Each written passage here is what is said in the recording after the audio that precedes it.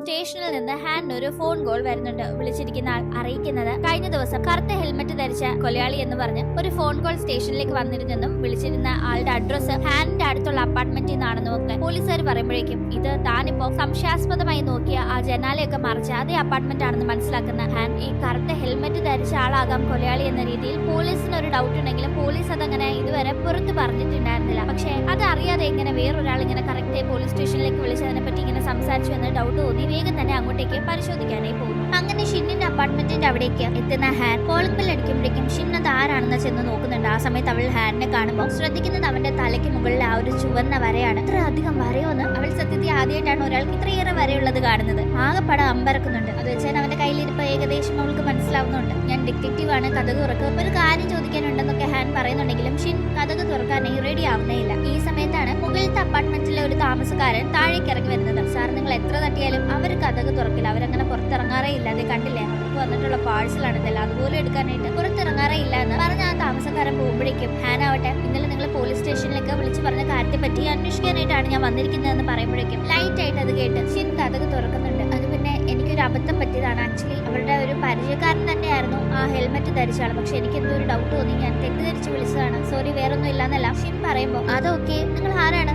ഒറ്റയ്ക്കാണോ അവിടെ താമസിക്കുന്നത്, സ്കൂളിൽ പഠിക്കുവാണോ, പേരൻസ് ഒക്കെ എന്ത് ചെയ്യും എന്നെല്ലാം ഹാൻ ഇങ്ങനെ ചോദിക്കുമ്പോഴേക്കും ഷിൻ അതൊന്നും മറുപടി കൊടുക്കാതെ ഡോർ അടയ്ക്കുന്നുണ്ട്. ഈ അപ്പാർട്ട്മെന്റിലെ ജനലൊക്കെ ഭയങ്കരമായി അടച്ചു വെച്ചിരിക്കുന്ന ആ ഒരു കാഴ്ച പുറത്തുനിന്ന് കണ്ടപ്പോൾ തൊട്ടേ അവന് ഒരു ഡൗട്ട് ഉണ്ട്. കൂടാതെ ഈ പെൺകുട്ടി പുറത്തിറങ്ങില്ല എന്നൊക്കെ കേട്ടപ്പോഴും ഒരു ഡൗട്ടിന്റെ പുറത്താണ് അവൾ ആരാണ് എന്താണെന്ന് അറിയാൻ ഇങ്ങനെ ചോദിച്ചത്. എന്തായാലും ഇതേ കൂടുതലൊന്നും ചോദിക്കാനില്ലെന്ന് മട്ടില് ഹാനും അവിടെ നിന്ന് പോകുന്നു. അന്ന് രാത്രിയും കറുത്ത ഹെൽമെറ്റ് ധരിച്ച ആ ഒരാൾ അപ്പാർട്ട്മെന്റിന്റെ അവിടേക്ക് വരുന്നുണ്ട്. പുറത്ത് ശബ്ദം കേട്ട് ഷിന്നകട്ടെ ഡോറിന്റെ ആ ഒരു ഹോളിലൂടെ നോക്കുന്ന ടീം അവൾക്ക് അയാളെ കാണാം. അയാൾ പോകുന്ന ടീം അവളുടെ അപ്പാർട്ട്മെന്റിലേക്ക് ഒന്ന് നോക്കി പോകുന്ന കണക്കുണ്ട്. അങ്ങനെ പിന്നീട് നമ്മൾ സ്റ്റേഷൻ കാണുമ്പോഴേക്കും ഹാനിനോട് ഒരു കോവർക്കർ ആദ്യം നടന്ന ആ ഒരു മരണമില്ലേ, മരിച്ച ആ പെൺകുട്ടിക്ക് ഒരു ബോയ് ഫ്രണ്ട് ഉണ്ടായിരുന്നെന്നും ആ ബോയ് ഫ്രണ്ട് ഹാൻ താമസിക്കുന്ന അപ്പാർട്ട്മെന്റിന്റെ അടുത്ത് തന്നെയാണ് താമസിക്കുന്നതെന്നും പറയുമ്പോൾ ഹാൻ അതാരാണെന്ന് അറിയാനായി ഫോട്ടോ ചോദിക്കുന്നുണ്ട്. തുടർന്ന് ഫോട്ടോ കാണിക്കുമ്പോൾ ഹാൻ മുന്നേ ഷിന്നിന്റെ അപ്പാർട്ട്മെന്റിലേക്ക് സംസാരിക്കാൻ പോയ ടീം ആ പെൺകുട്ടി കഥക് തുറക്കില്ല, അങ്ങനെ പുറത്തിറങ്ങില്ല എന്നൊക്കെ പറഞ്ഞ ഒരാളുണ്ടല്ലോ, അതേ ആളുടെ ഫോട്ടോ ആണ് അവിടെ ഹാൻ കാണുന്നത്. അയാൾ ഒരു ആർട്സ് ടീച്ചർ ആണെന്നും മനസ്സിലാവുന്നു. പേര് ജിയോങ് എന്നുമാണ്. എന്തായാലും അയാളുടെ അടുത്ത് ചെന്ന്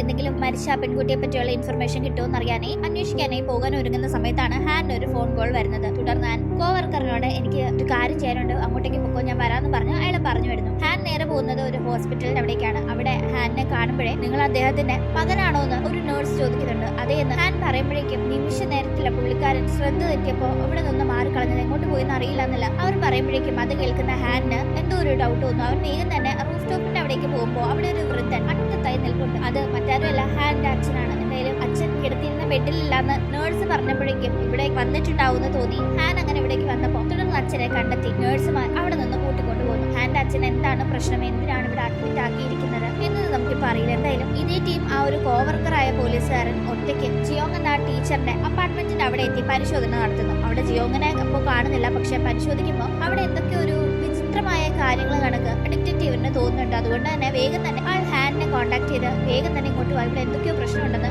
അറിയിക്കുകയാണ്. പക്ഷെ അപ്പോഴേക്കും ജിയോങ് അവിടേക്ക് എത്തി ഈ പോലീസുകാരനെ ഇട്ട് അടിക്കുകയാണ്. പോലീസുകാരനെ അടിച്ചടിച്ചടിച്ച് ബോധം കെടുത്തി അയാളാകട്ടെ കറുത്ത വസ്ത്രവും ഹെൽമെറ്റും ഒക്കെ ധരിച്ച് അവിടെ നിന്ന് പുറത്തേക്ക് ഇറങ്ങുന്നു. അങ്ങനെ മുന്നേ ഷിന്നിന് ഫ്രൂട്ട്സ് കൊടുത്ത അതേ ആ ഒരു ലേഡിയുടെ അപ്പാർട്ട്മെന്റിന്റെ അവിടേക്ക് തന്നെയാണ് ഈ ജിയോങ് പോകുന്നത്. ജിയോങ് തന്നെയാണോ കൊലയാളി എന്നറിയില്ല. എന്തായാലും ജിയോങ് അങ്ങോട്ടേക്ക് പോകുന്ന കാഴ്ച കാണുന്ന ഷിന്നാകട്ടെ മുന്നേ അവൾക്ക് തെറ്റിദ്ധാരണ വന്ന കണക്ക് മനസ്സിലായിരുന്നെങ്കിലും ഇത് തെറ്റിദ്ധാരണ അവൻ സാധ്യതയില്ല, ഇയാൾ കൊലയാളി തന്നെ ആയിരിക്കാമെന്ന് അവൾക്കൊരു ഡൗട്ട് തോന്നുന്നുണ്ട്. അതുകൊണ്ട് തന്നെ അവൾ വേഗം പോലീസിനെ വിളിക്കാനായി മുന്നത്തെ കണക്ക് ഫോൺ എടുക്കുന്നുണ്ടെങ്കിലും അത് സ്വിച്ച് ഓഫ് ആണെന്ന് കണ്ട് താൻ തന്നെ എന്തെങ്കിലും ചെയ്യില്ലെങ്കിൽ ആ ലേഡിയുടെ കഥ കഴിയുമെന്നും പേടിച്ച് വേഗം കത്തിയൊക്കെ എടുത്ത് പുറത്തേക്ക് ഇറങ്ങുന്നുണ്ട്. പക്ഷെ അവൾ ഈ അപ്പാർട്ട്മെന്റിന് പുറത്തേക്ക് അങ്ങനെ ഇറങ്ങാറേ ഇല്ലല്ലോ, എപ്പോഴും അടച്ചുമുട്ടിയും അപ്പാർട്ട്മെന്റിനകത്താണല്ലോ അവൾ ജീവിക്കുന്നത്. അതുകൊണ്ട് തന്നെ ഇപ്പൊ പെട്ടെന്ന് പുറത്തേക്ക് ഇറങ്ങുമ്പോൾ അതിന്റേതായ ഭയങ്കര ബുദ്ധിമുട്ട് അവൾക്ക് അനുഭവപ്പെടുന്നുണ്ട്, തലകറക്കമൊക്കെ വരുന്നുണ്ട്. ഇതേ ടീം ആ ലേഡിയുടെ അവിടേക്ക് കറുത്ത ഹെൽമെറ്റ് ഒക്കെ ധരിച്ച് ജിയോങ് എത്തുന്നു. തന്നെ കാണാനെത്താറുള്ള ആ പരിചയക്കാരനാണെന്ന ധാരണയിൽ അവർ കഥക് തുറന്നു കൊടുക്കുന്നുണ്ടെങ്കിലും അകത്തേക്ക് എത്തി ഇയാൾ ഹെൽമെറ്റ് മാറ്റുമ്പോഴാണ് അയാളുടെ ഫേസ് കണ്ട് ആ ലേഡി ആകെ ഞെട്ടുന്നത്. നീ എന്ത് ഇവിടെ നിന്ന് അവർ ചോദിക്കുമ്പോഴേക്കും ആക്ച്വലി അവരുടെ തലയിലും കുറെ ആ ഒരു ചുവന്ന വര പോകുന്നുണ്ട്,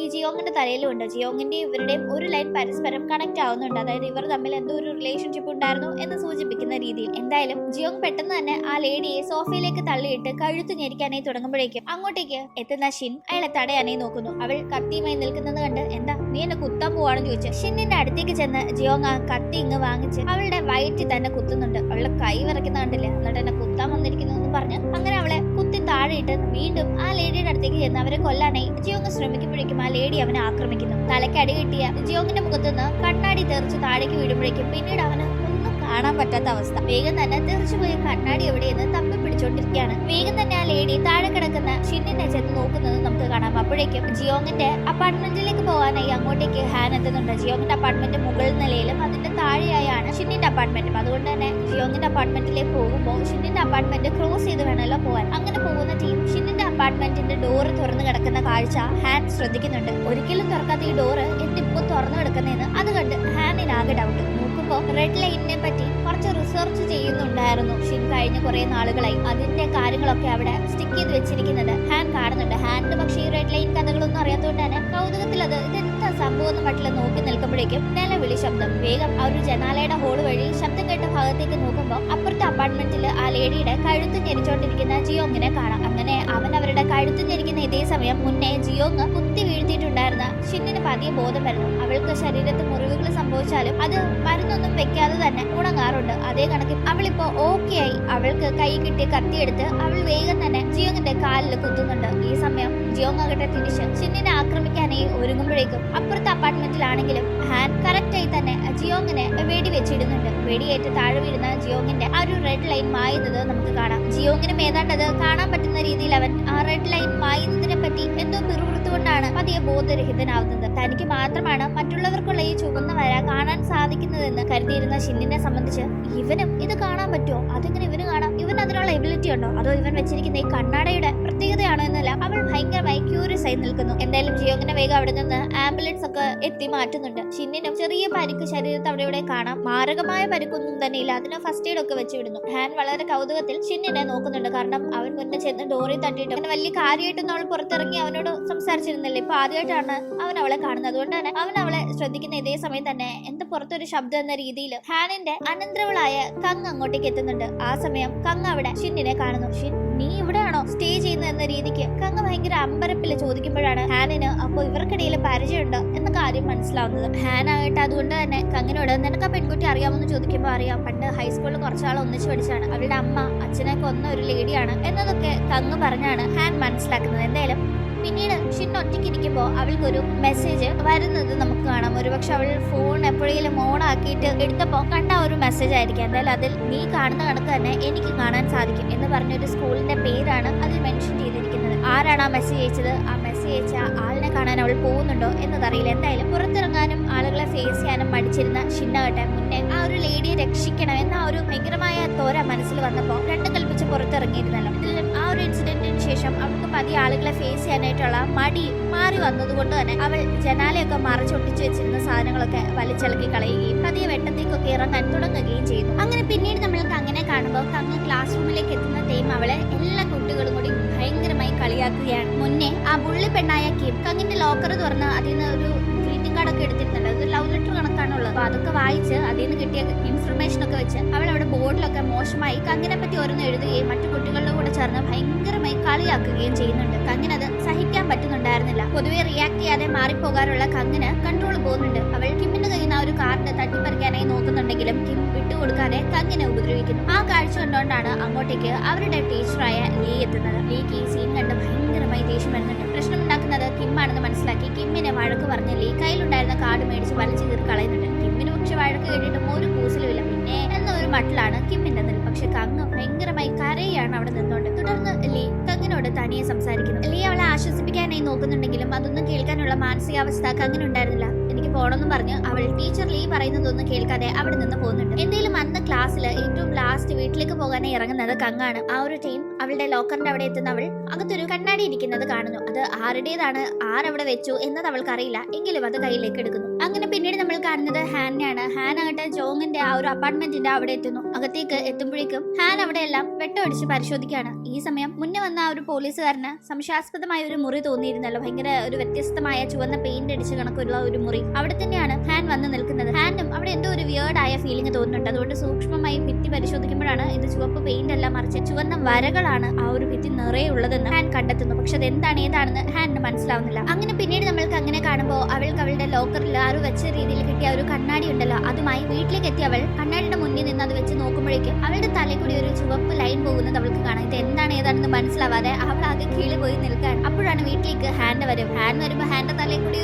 ഒരുപാട് ചുവപ്പ് ലൈൻ. പെട്ടെന്ന് കണ്ടവൾ പേടിച്ച് നിലവിളിച്ച് റൂമിനകത്തേക്ക് ഓടി പോകുമ്പോൾ ഇവളെന്തിന് എന്നെ കണ്ട് പേടിച്ച് ഓടുന്നതെന്ന് ഹാൻഡിന് മനസ്സിലാവുന്നില്ല. എന്തായാലും ഇത് എന്താണ് സംഭവം എന്ന് കണ്ടുപിടിക്കണമല്ലോ എന്ന് വിചാരിച്ച് കങ്ങ പതിയെ ആ കണ്ണാടിയും ധരിച്ച് പുറത്തേക്ക് ഇറങ്ങുമ്പോഴേക്കും അവൾക്ക് അവിടെയുള്ള ആളുകളുടെ തലയിലൊക്കെ ഈ ഒരു ചുവപ്പ് ലൈൻ കാണാം. അവളിങ്ങനെ അത് കണ്ട് അന്തം വിട്ട് നടന്നു പോകുന്ന കാഴ്ച ഷിൻ കാണുന്നുണ്ടായിരുന്നു. ഓൾറെഡി ഷിന്നിന് മുന്നേ ആ ഒരു ജിയോങ്ങിന് കണ്ണാടി ഉണ്ടായിരുന്നില്ല, അതുകൊണ്ടാണ് അവന് ചുവപ്പ് ലൈൻ കാണാൻ സാധിക്കുന്നത് എന്നൊരു ഡൗട്ട് ഫീൽ ആയിരുന്നു. ഇപ്പോ കങ്ങും അതേ ഒരു കണ്ണാടി ധരിച്ച് ആകെ കിളിപോയ അവസ്ഥയിൽ നടന്നു പോകുന്നത് കണ്ട് ഷിന്നിന് എന്തൊക്കെയോ ഡൗട്ട് ഫീൽ ആവുന്നുണ്ട്. അപ്പോഴേക്കും കങ്ങിന് ഒരു കാര്യം മനസ്സിലാവുന്നു. അവൾ കാണുന്നവരുടെ ഒക്കെ തലയിൽ ഈ ലൈൻ ഉണ്ട്. 1, 2, 3 എണ്ണാൻ പറ്റാത്ത അത്രയും ലൈനൊക്കെ ഉണ്ട്. ഫിസിക്കൽ റിലേഷൻഷിപ്പിൽ ഉണ്ടായിരുന്ന ആളുകൾ അടുത്തടുത്തുണ്ടെങ്കിൽ അവരുടെ രണ്ടുപേരുടെ തലേന്ന് പോകുന്ന ഈ ലൈൻ മാച്ച് ആവുന്നതും അവൾക്ക് കാണാം. അപ്പൊ അവൾക്ക് മനസ്സിലാവുന്നുണ്ട് ഇതാണ് ഈ ലൈൻ എന്നത്. എന്തായാലും അവൾ അടുത്ത ദിവസം സ്കൂളിൽ പോകുന്നതും ഈ കണ്ണാടി ധരിച്ചുകൊണ്ടാണ്. സ്കൂൾ കുട്ടികളുടെ തലയിലും ഈ ലൈൻ അവൾ ഒരുപാട് കാണുന്നുണ്ട്, ടീച്ചേഴ്സിന്റെ തലയിലും കാണുന്നുണ്ട്. ആകെപ്പാടെ അവരുടെ ഇംഗ്ലീഷ് ടീച്ചറിന്റെ തലയിൽ മാത്രം ഒരു ലൈൻ പോലും ഇല്ല എന്നത് അവൾ ശ്രദ്ധിക്കുന്നു. കൂടാതെ അവളുടെ പുള്ളി പെണ്ണുണ്ടല്ലോ കിമ്മിന്റെ തലയിൽ കൂടിയും ലൈൻ പോകുന്നുണ്ട്. അതിൽ ഒരു ലൈൻ മാച്ച് ആവുന്നത് അവരുടെ കൊറിയൻ സാറിന്റെ ലൈനുമായിട്ടാണെന്ന് മനസ്സിലാക്കുന്ന അവളാവും. അപ്പൊ ഇവര് തമ്മിൽ റിലേഷൻഷിപ്പിൽ ഉണ്ടായിരുന്നു എന്ന് മനസ്സിലാക്കുന്നുണ്ട്. എന്തെങ്കിലും അന്ന് കങ്ങന്റെ ക്ലാസ്സിലേക്ക് ഒരു പുതിയ സ്റ്റുഡന്റ് പഠിക്കാനായി എത്തുന്നുണ്ട്. ആ സ്റ്റുഡന്റ് മറ്റാരും അല്ല, നമ്മുടെ ഷിന്നാണ്. ഷിന്നിനോട് ടീച്ചർ സ്കൂളിൽ പുതുതായി വന്ന കുട്ടിയല്ലേ അവൾ, അതുകൊണ്ട് ക്ലാസ്സിൽ ഒരു സെൽഫ് ഇൻട്രോ പറഞ്ഞു എന്നൊക്കെ പറയുമ്പോൾ അവൾ ഒന്നും മിണ്ടാതെ നിൽക്കുകയാണ്. എന്തായാലും ടീച്ചർ പിന്നീട് അവളോട് സീറ്റിൽ പോയി ഇരിക്കാനായി പറയുമ്പോൾ ഷിന്നെന്താ എടുപിടിയെന്ന് ഇവിടെ പഠിക്കാനായി വന്നതെന്ന് വീട്ടില് കങ് അന്തം വിട്ട് നോക്കുന്നുണ്ട്. ഇതേ ടീം കിമ്മും അവളുടെ ബുള്ളി ഗ്യാങ്ങും ഒക്കെ തന്നെ അവർക്ക് പുതിയൊരു ഇരയെ കിട്ടിയല്ലോ എന്നൊരു സന്തോഷത്തിലാണ് ഷിന്നിനെ നോക്കുന്നത്. അങ്ങനെ പിന്നീട് നമ്മൾ ഹാനിനെ കാണുമ്പോൾ ഹാനാകട്ടെ ജിയോങ്ങിനെ പറ്റിയുള്ള കാര്യങ്ങൾ അന്വേഷിക്കാണ്. ജിയോങ് എന്തിനാണ് ഈ കൊല ചെയ്തതെന്നൊക്കെ മനസ്സിലാവണ്ടേ. അപ്പൊ അതിനുവേണ്ടി അന്വേഷിക്കുമ്പോഴാണ് ജിയോങ്ങിന്റെ ചില ഫോട്ടോയില് കണ്ണാടി വെച്ചിരിക്കുന്നത് ശ്രദ്ധിക്കുന്നത്. പക്ഷെ ജിയോങ്ങിന്റെ കയ്യിൽ നിന്ന് കളക്ട് ചെയ്തിരുന്ന സാധനങ്ങളിൽ കണ്ണാടി ഉണ്ടായിരുന്നില്ല. അതുകൊണ്ട് തന്നെ ആ ഒരു കണ്ണാടിയെ പറ്റി അന്വേഷിക്കാനായി ജിയോങ് ജോലി ചെയ്തിരുന്ന ഇടങ്ങളിൽ പോകുന്നു. ജിയോങ് ഈ ലാസ്റ്റ് ആയി ജോലി ചെയ്ത സ്കൂളിന് മുന്നേ മറ്റൊരു സ്കൂളിൽ വർക്ക് ചെയ്തിരുന്നല്ലോ, ആ ഒരു സ്കൂളിലായിരുന്നു കങ് പഠിക്കുന്നത്. അതുകൊണ്ട് തന്നെ അവിടേക്കാണ് ഹാൻ അന്വേഷിക്കാനായി പോകുന്നത്. അവിടെ എത്തുന്ന ഹാൻ ലീ എന്ന ടീച്ചറിനെ പരിചയപ്പെടുന്നുണ്ട്. അവരാകട്ടെ കങ്ങിന്റെ അങ്കിളാണ് ഹാൻ എന്ന് അറിയുമ്പോൾ കങ്ങിനെ പറ്റി എന്തെങ്കിലും ചോദിക്കാനായിട്ടായിരിക്കും വന്നിരിക്കുന്നത്. കഴിഞ്ഞ ദിവസത്തെ ഇൻസിഡന്റിന്റെ കാര്യമായിരിക്കും എന്നൊക്കെ വിചാരിക്കുന്നുണ്ടെങ്കിലും ഹാൻ ചോദിക്കുന്നത് ജിയോങ്ങിനെ പറ്റിയാണ്. അങ്ങനെ ഹാൻ പറയുമ്പോഴാണ് ജിയോങ് ഒരു കൊലപാതകത്തിലെ സസ്പെക്ട് ആണ്, ആള് മരിച്ചു എന്ന കാര്യങ്ങളൊക്കെ ലീയും അറിയുന്നത്. എന്തായാലും ജിയോങ് കണ്ണാടി വെക്കാറുള്ള ഒരാളാണോ എന്ന് ഹാൻ തിരക്കുമ്പോൾ അങ്ങനെയൊന്നും അറിയില്ല എന്നൊക്കെ ലീയും പറയുന്നുണ്ട്. അങ്ങനെ സംസാരിച്ച് പോകുന്നതിന് മുന്നേ ലീ ആകട്ടെ ഇട്ടിരുന്ന ഡ്രസ്സിന്റെ ബട്ടൺസ് തെറ്റിച്ച് ഇട്ടിരിക്കുന്ന കാര്യം ശ്രദ്ധിക്കുന്ന ഹാൻ അത് പറയുകയും ലീ പെട്ടെന്ന് തന്നെ താങ്ക്സ് എന്നൊക്കെ പറഞ്ഞത് മാറ്റുകയും ചെയ്യുന്നുണ്ട്. അങ്ങനെ ഹാൻ അവിടെ നിന്ന് പോയ ശേഷം നമ്മൾ കാണുന്നത് കിമ്മും പെമ്പിള്ളാരും റൂഫ് ടോപ്പിലേക്ക് കങ്ങിനെ കൊണ്ടുപോയി കാശ് ചോദിച്ച് പുള്ളി ചെയ്യുന്നതാണ്. കങ്ങ് കാശ് തരാൻ പറ്റില്ല, എന്നെ വെറുതെ ശല്യപ്പെടുത്തരുതെന്ന് എതിർത്ത് സംസാരിക്കുമ്പോൾ ദേഷ്യം വന്ന് കിമ്മ് നീ അങ്ങനെയൊക്കെ സംസാരിക്കാറായോ എന്ന് ചോദിച്ച് കങ്ങിനെ ഉപദ്രവിക്കാനായി തുടങ്ങുന്നു. ആ സമയം അങ്ങോട്ടേക്ക് എത്തുന്ന ഷിൻ കങ്ങിനെ ഉപദ്രവിക്കരുതെന്ന് കിമ്മിനോട് പറയുമ്പോഴേക്കും നീ ഇവക്ക് സപ്പോർട്ട് പിടിക്കാൻ വന്നാണോ എന്ന് ചോദിച്ചാൽ ഷിന്നിനെ ഉപദ്രവിക്കാനായി കിം ഒരുങ്ങുമ്പോഴേക്കും ഷിന്നാകട്ടെ ഇപ്പൊ അവിടുന്ന് വീഴുന്നുള്ള രീതിക്ക് കിമ്മിന്റെ തന്നെ കയ്യും പിടിച്ച് ഇങ്ങനെ തൂങ്ങിക്കിടപ്പാണ്. ഞാൻ വീഴും നീ വീഴും പറഞ്ഞ് ഷിൻ പേടിപ്പിക്കുമ്പോ പേടിയാവുന്ന കിം അയ്യോ എന്നൊന്നും ചെയ്യില്ലെന്ന് പറഞ്ഞ് റിക്വസ്റ്റ് ചെയ്യുന്നുണ്ടായിരുന്നു. മര്യാദയ്ക്ക് ഇനി എന്നെ ഉപദ്രവിക്കില്ലെന്ന് പറഞ്ഞാൽ വെറുതെ വിടാമെന്ന് ഷിൻ പറയുമ്പോൾ പേടിച്ച് കിം അതിനെ സമ്മതിക്കുന്നുണ്ട്. സത്യത്തിൽ ഷിൻ ഇപ്പൊ ചെയ്ത ഈ കാര്യത്തില് കിം ആകെ പേടിച്ച് അവിടെ നിന്ന് ഓടിപ്പോകുന്നുണ്ട്. അപ്പോഴേക്കും ജിയോങ്ങിനെ പറ്റി അന്വേഷിക്കാനായി ഹാൻ ജിയോങ് റെഗുലറായി പോകാറുള്ള ഒരു ബാറിലേക്ക് ചെല്ലുന്നു. അവിടെയുള്ള അറ്റൻഡറിനോട് ചോദിക്കുമ്പോൾ റെഗുലറായി ഇവിടെ വരുന്ന ഒരാളാണ് ജിയോങ്. ഇവിടെ വന്നിരുന്ന് ആളുകളുടെ തലയിൽ എന്തോ വരാന്നൊക്കെ പറഞ്ഞ് ഇങ്ങനെ എണ്ണാറുണ്ടായിരുന്നു. അതിന്റെ പേരിൽ ചില കസ്റ്റമേഴ്സ് താൻ തടോ കമന്റ് അടിക്കാണോ എന്നൊക്കെ ചോദിച്ചിട്ട് ജിയോങ്ങുമായിട്ട് പ്രശ്നം ഉണ്ടാക്കാറുണ്ടായിരുന്നു എന്നൊക്കെ പറയുന്ന കൂട്ടത്തിൽ ജിയോങ്ങിന്റെ ഹാൻ കാണിച്ച ഫോട്ടോയിൽ കണ്ണാടി ഇല്ലായിരുന്നു. അത് നോട്ട് ചെയ്യുന്നുണ്ട്. കാരണം എപ്പോഴൊക്കെ ജിയോങ് ഈ ബാറിൽ വരാറുണ്ടോ അപ്പോഴൊക്കെ സ്ഥിരമായി കണ്ണാടി വെക്കാറുണ്ടായിരുന്നു എന്നും ഹാനിനോട് പറയുന്നു. എന്തെങ്കിലും അന്ന് രാത്രി കൊറിയൻ ടീച്ചറിന്റെ കൂടെ കിമ്മ് പുറത്തൊരു ഹോട്ടലിൽ റൂം എടുക്കാൻ പോകുന്ന കാഴ്ചയൊക്കെ കങ്ങ് ഫോട്ടോ എടുത്ത് പിന്നീട് അത് കിമ്മിന് തന്നെ സെൻഡ് ചെയ്യുന്നുണ്ടെങ്കിലും കിം ഒട്ടും പേടിക്കുന്നില്ല. എനിക്കൊരു കുഴപ്പമില്ല, ഞാൻ മൈനറാ, സാറിനെ ഈ ഒരു കാര്യം പുറത്തറിഞ്ഞാൽ പ്രശ്നമാവുള്ളൂ എന്ന് കിമ്മ് തിരിച്ച് കങ്ങിനെ മെസ്സേജ് അയക്കുന്നു. എന്തായാലും കങ്ങാകട്ടെ ഇതേ ഫോട്ടോ അടുത്ത ദിവസം കൊറിയൻ ടീച്ചറിന്റെ നമ്പറിലേക്ക് ഒരു പ്രൈവറ്റ് നമ്പറിൽ നിന്ന് മെസ്സേജ് അയക്കുന്നുണ്ട്. ഇത് പുറത്തറിയാതിരിക്കാനായി കുറച്ച് വലിയൊരു തുകയും ആവശ്യപ്പെടുന്നു. സാറിന് ആകെ ടെൻഷൻ ആവുന്നു. കാരണം ഇത് വലിയ ഇഷ്യൂ ആയി മാറും. സാർ ഒരു മൈനറായ പെൺകുട്ടിയെ പ്രണയിക്കുന്നു എന്നത് സാറിന്റെ ജോലി നഷ്ടപ്പെടാനും കേസിലാവാനും പിന്നീട് ഒരിക്കലും ഒരു അധ്യാപക ജോലിക്ക് പോകാതിരിക്കാനുള്ള വകുപ്പ് എല്ലാം കൊടുക്കുന്ന ഒരു കാര്യമാണ്. അതുകൊണ്ട് തന്നെ സാറിന് ആകെ പാടെ പേടി. സാറ് പിന്നീട് പബ്ലിക്കിന്റെ മുന്നിൽ കിമ്മിനോട് ഭയങ്കര ഹാർഷായി പെരുമാറുകയും എന്നാൽ പിന്നീട് അവളോട് തനിയെ കണ്ട് സംസാരിക്കുമ്പോൾ അവൾ പറയുന്നുണ്ട് ഈ ഒരു ഫോട്ടോ എടുത്തത് കങ്ങാണ്, എന്തായാലും എനിക്കൊരു കുഴപ്പമില്ല, സാറിന് കുഴപ്പമുള്ളൂ, അതുകൊണ്ട് സാർ ഇതെങ്ങനെയാണെന്ന് വെച്ചാൽ ഡീൽ ചെയ്തോളൂ എന്ന്. ഇത് മാത്രമല്ല അവരുടെ സയൻസ് സാറിനും മാക്സ് മിസ്സിനും തമ്മിൽ റിലേഷൻഷിപ്പ് ഉണ്ടായിരുന്ന കാര്യവും മനസ്സിലാക്കുന്ന കങ്ങ് അവരൊന്നിച്ചുള്ള ഫോട്ടോയും എടുത്ത് അവരെ ഭീഷണിപ്പെടുത്തുന്നുണ്ട്. എന്തായാലും ആ ഒരു കണ്ണാടി കിട്ടി ആളുകളുടെ കാര്യം മനസ്സിലാക്കാൻ സാധിച്ചതോടുകൂടി കങ്ങിന്റെ ആറ്റിറ്റ്യൂഡ് ആകെ മൊത്തത്തിൽ മാറുന്നുണ്ട്. അവൾ ഇപ്പോൾ ഒട്ടും പേടിക്കാതെ വളരെ കൂളായി ആളുകളെ പ്രശ്നങ്ങളെ നേരിടാനുള്ള ഒരു കോൺഫിഡൻസ് ഉണ്ടെന്ന രീതിയിലാണ് ആളുകളോട് ഇപ്പൊ ഇടപെടുന്നത്. ഈവൻ അതിന്റെ ഇടയിൽ നല്ലപോലെ കിമ്മിനിട്ട് പണി കൊടുക്കാനും അവൾ നോക്കുന്നുണ്ട്. കാരണം ഒരു പയ്യനുമായി കിം ക്ലാസ്സിൽ ലൈൻ അടിക്കാറുണ്ടായിരുന്നു. ആ പയ്യനോട് തന്നെ ഏതാണ്ട് അടുപ്പുള്ള കണക്കൊക്കെ കിമ്മിന്റെ മുന്നിൽ വെച്ച് പോലും കങ്ങ് പെരുമാറാൻ തുടങ്ങുന്നുണ്ട്. എന്തായാലും അവൾ ചെയ്യുന്ന കാര്യങ്ങളൊക്കെ തന്നെ അവളുടെ ഫ്യൂച്ചർ നന്നാക്കണം എന്ന ഉദ്ദേശത്തിലാണ്. അതായത് ഈ സാറുമാരെ ഭീഷണിപ്പെടുത്തി ഈ കാര്യം പുറത്ത് പറയണമെങ്കിൽ കുറച്ച് കാശ് ആവശ്യപ്പെട്ട് ആ കാശുമായി തന്റെ ലൈഫ് ഒന്ന് സെറ്റിൽ ആക്കുക എന്നാണ് അവൾ വിചാരിക്കുന്നത്. എന്നാൽ അവൾ ആകെ മൊത്തത്തിൽ മാറിയ കാര്യങ്ങളൊക്കെ നോട്ടീസ് ചെയ്യുന്ന ഷിന്നാകട്ടെ അവളുടെ അടുത്ത് ചെന്ന് നീ എന്നിപ്പോ പതിവില്ലാതെ കണ്ണാടിയൊക്കെ വെക്കുന്നതെന്ന് ചോദിക്കുമ്പോൾ കാഴ്ചയ്ക്ക് ഒരു മംഗൽ, അതുകൊണ്ടാണെന്ന് കങ്ങ് പറയുന്നുണ്ടെങ്കിലും അല്ല, ഈ കണ്ണാടി വെച്ച് നിനക്ക് റെഡ് ലൈൻ കാണാൻ സാധിക്കുന്നുണ്ടല്ലേ എന്ന് ഷിൻ ചോദിക്കുമ്പോൾ ഇവർക്ക് ഇതൊക്കെ ഇങ്ങനെ അറിയാവുന്ന മട്ടില്ല കങ്ങ് ഒന്ന് ഞെട്ടുന്നുണ്ട്. അതൊന്ന് ഉറപ്പിക്കാനായി തന്നെ അല്ല എന്റെ തലയുടെ മുകളിൽ എത്ര റെഡ് ലൈൻ ഉണ്ടെന്ന് കങ്ങ് ചോദിക്കുമ്പോൾ ഒന്നെന്ന് പറയുന്ന ഷിൻ അവിടെയുള്ള ഓരോരുത്തരുടെയും പേര് പറഞ്ഞ് അവരുടെ തലയുടെ മുകളിൽ എത്ര ലൈൻ ഉണ്ടെന്ന് അക്കമിട്ട് പറയുന്നു. കൂട്ടത്തിൽ ആ സാറുമാരുടെ റിലേഷൻഷിപ്പിന്റെ കാര്യങ്ങളും ഒക്കെ പറയുമ്പോൾ ഇവൾക്കപ്പോൾ ഇത്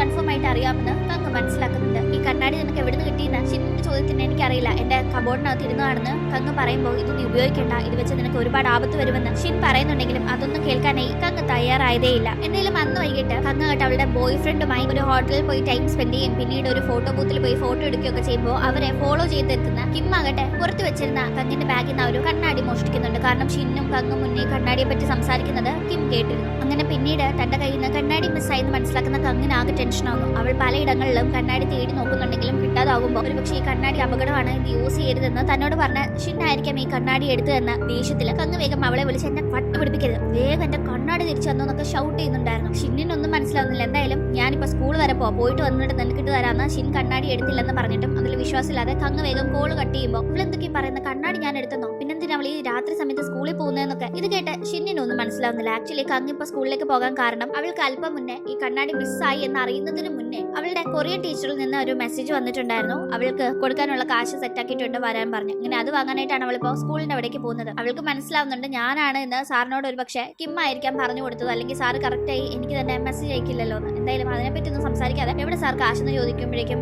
എനിക്കിപ്പോ ഒരുപാട് ജീവിത പ്രാരാബ്ദമുണ്ട്, ഇനി ഒരു കൊച്ചും കൂടി വരാൻ പോവാ, ഈ ജോലി എനിക്ക് നഷ്ടപ്പെടാൻ സാധിക്കില്ല, എന്റെ തരാൻ കാശൊന്നും ഇല്ലാന്ന് പറഞ്ഞ് സാർ അവളുടെ കാല് പിടിക്കുന്ന രീതിയിൽ സംസാരിക്കാൻ നോക്കാണ്. പക്ഷെ അപ്പോഴേക്കും സാറിന്റെ വൈഫ് ഫോൺ ചെയ്ത് സാറിനോട് ഭയങ്കരമായി ദേഷ്യപ്പെടുകയും ഒരു മെസ്സേജ് അയച്ചു കൊടുക്കുകയും ചെയ്യുന്നു. ആ മെസ്സേജിൽ സാറും കിമ്മും ഒന്നിച്ചുണ്ടായിരുന്ന ഒരു ഫോട്ടോ ആണുള്ളത്. ആക്ച്വലി ഈ ഫോട്ടോ സാറിന്റെ വൈഫിന് അയച്ചു കൊടുത്തത് കിമ്മ് തന്നെയാണ്. പക്ഷെ സാർ വിചാരിക്കുന്നത് കങ്ങാണ് ഈ ഫോട്ടോ തന്റെ വൈഫിന് അയച്ചു കൊടുത്ത് തന്റെ ജീവിതം കുളവാക്കാൻ നോക്കുന്നതെന്നാണ്. അതുകൊണ്ട് തന്നെ സാർ അവളോട് ഭയങ്കരമായി ഷൗട്ട് ചെയ്യാനായി തുടങ്ങുന്നു. പക്ഷെ താൻ ഫോട്ടോ അയച്ചു കൊടുത്തിട്ടില്ല എന്ന് ഉറപ്പുള്ള കങ്ങിന് ഒന്നും തന്നെ മനസ്സിലാവുന്നില്ല. എന്തായാലും അപ്പോഴേക്കും കങ്ങ് മുന്നേ ഫോൺ ചെയ്ത് സ്കൂളിൽ പോയിട്ട് വരാമെന്ന് പറഞ്ഞ ആ ഒരു കാര്യം കൊണ്ട് ആകെ പേടിയായി ഷിൻ. അവൾ എന്തിനാ ഇപ്പൊ സ്കൂളിൽ പോകുന്നത്, എന്തെങ്കിലും ആപത്തുണ്ടോ എന്ന് ടെൻഷനായി സ്കൂളിൽ അങ്ങോട്ട് ഓടി വരുമ്പോഴേക്കും അവൾ കാണുന്ന കാഴ്ച റൂഫ് ടോപ്പിൽ നിന്ന് താഴേക്ക് വീഴുന്ന കങ്ങിനെയാണ്. അങ്ങനെ ഷിൻ കാണുന്നത് അനക്കമില്ലാതെ കിടക്കുന്ന കങ്ങിനെയായിരുന്നു. ആ ഒരു കാഴ്ച ഷിന്നിനെ ഒരുപാട് ഷോക്കാക്കുന്നു. അടുത്തേക്ക് എത്തുമ്പോൾ കങ്ങ് മരിച്ചു എന്ന് ഷിന്നിന് തോന്നുന്നുണ്ടെങ്കിലും എന്തോ ഒരു നേരിയ പ്രതീക്ഷ അവൾ ജീവൻ ബാക്കിയുണ്ടെന്ന് തോന്നുന്നത് കൊണ്ട് തന്നെ ഷിൻ വേഗം തന്നെ കങ്ങിനെ ഹോസ്പിറ്റലിലേക്ക് എത്തിക്കുന്നു. പ്രതീക്ഷകൾക്ക് തന്നെ കങ്ങ് പൂർണ്ണമായും മരിച്ചിട്ടുണ്ടായിരുന്നില്ല, ചെറിയൊരു ജീവന്റെ തുടിപ്പ് അവളിലുണ്ടായിരുന്നു. അത് ആ ഒരു റെഡ് ലൈൻ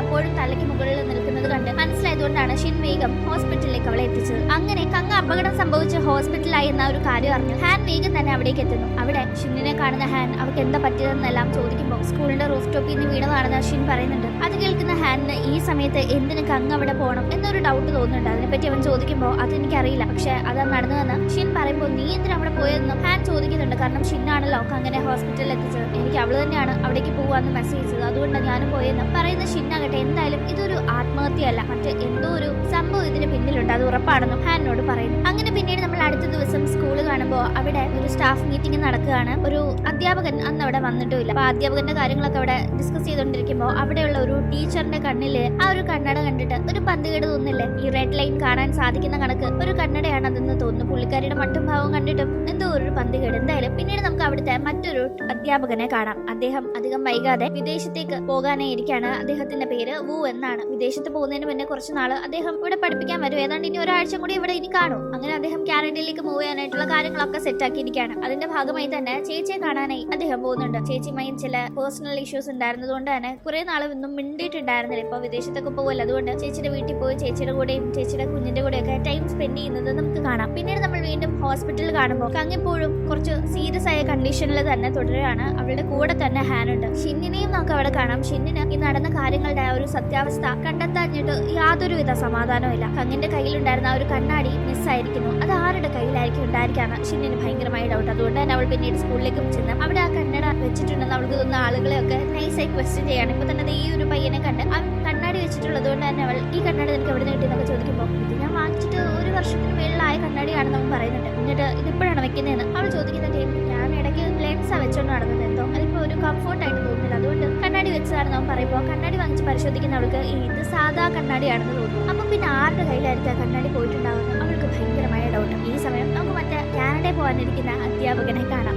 അന്ന് രാവിലെ സാറിന്റെ ഡെസ്കിന്റെ അവിടേക്ക് എത്തുമ്പോഴേക്കും അവിടെ നീ ഒരു കണ്ണാടി ഇരിക്കും. ഇതാരുടെ കണ്ണാടിയാ, ഇത് എന്റെ അല്ലല്ലോ മറ്റുള്ള സാറ് നോക്കുമ്പോഴേക്കും സാറ് ആ ഒരു സ്കൂളിൽ അങ്ങനെ ഒരുപാട് സൗഹൃദങ്ങൾ കൊണ്ട് നടക്കുന്ന ഒരാളല്ല. കുറച്ചധികം മിണ്ടുന്നത് കങ്ങിന്റെ ഒക്കെ ക്ലാസ് ടീച്ചറായ ലിയോട് മാത്രമാണ്. പുള്ളിക്കാരി കണ്ട് ആരുടെ കണ്ണാടി ഇവിടെ ഇരിക്കുന്നതെന്ന് പറയുമ്പോൾ ആരുടെ കണ്ണാടി അവനാ, സാറിന്റെ ടേബിളിൽ ഇരിക്കുന്നെങ്കിൽ സാറിന്റെ കണ്ണാടി ആയിരിക്കും, സാറ് വെച്ചോന്നേ സാറിന് ചേരും എന്നൊക്കെ പറഞ്ഞ് അവർ സംസാരിക്കുമ്പോൾ ആ കണ്ണാടി നോക്കുന്ന മൂന്ന് വല്ലാത്തൊരു അട്രാക്ഷൻ അതിനോട് തോന്നുന്നുണ്ട്. അതുകൊണ്ട് തന്നെ എടുത്തൊന്ന് വെച്ച് നോക്കുമ്പോൾ ആളുകളുടെ തലയിലൂടെ റെഡ് ലൈൻ പോകുന്നത് പൂവിന് കാണാം. പക്ഷെ ഇത് എന്താ സംഭവം ഒന്നും മനസ്സിലാവുന്നേ ഇല്ല. കറക്റ്റ് ആ ഒരു സമയത്താണ് അങ്ങോട്ടേക്ക് ഹാൻ എത്തുന്നത്. ഹാനിന്റെ തലയിൽ ഒരുപാട് റെഡ് ലൈൻ ഉണ്ടല്ലോ. അത്രയും പേരുമായി ഹാനിന് ഫിസിക്കൽ റിലേഷൻഷിപ്പ് ഉണ്ടായിട്ടുണ്ട് എന്നതാണ് അതിന്റെ അർത്ഥം. എന്തായാലും അത് നമ്മുടെ പൂവിന് അറിയില്ല. പൂ ഇങ്ങനെ ഈ വരയൊക്കെ കണ്ട് അന്തം വിട്ടിരിക്കുക. ഹാനിപ്പോ വന്നത് ഇങ്ങനെ ക്ലാസ് ടീച്ചറായ ലീയോടൊന്ന് സംസാരിക്കാൻ വേണ്ടിയിട്ടാണ്. എന്തിനായിരിക്കും കങ്ങനെ സ്കൂളിലേക്ക് എത്തിയത്, എന്തായിരിക്കും ഇവിടെ വെച്ച് അവൾക്ക് സംഭവിച്ചത് എന്ന കാര്യങ്ങളൊക്കെ അറിയാനായിട്ടാണ് ഹാൻ വന്നിരിക്കുന്നത്. എന്തായാലും ഇവിടെയുള്ള ആരോട് വേണമെങ്കിലും ആവശ്യമുള്ള കാര്യങ്ങൾ ചോദിച്ചറിയാം, ഞാനും വേണ്ട ഹെൽപ്പ് ഒക്കെ ചെയ്യാമെന്ന് ക്ലാസ് ടീച്ചറായ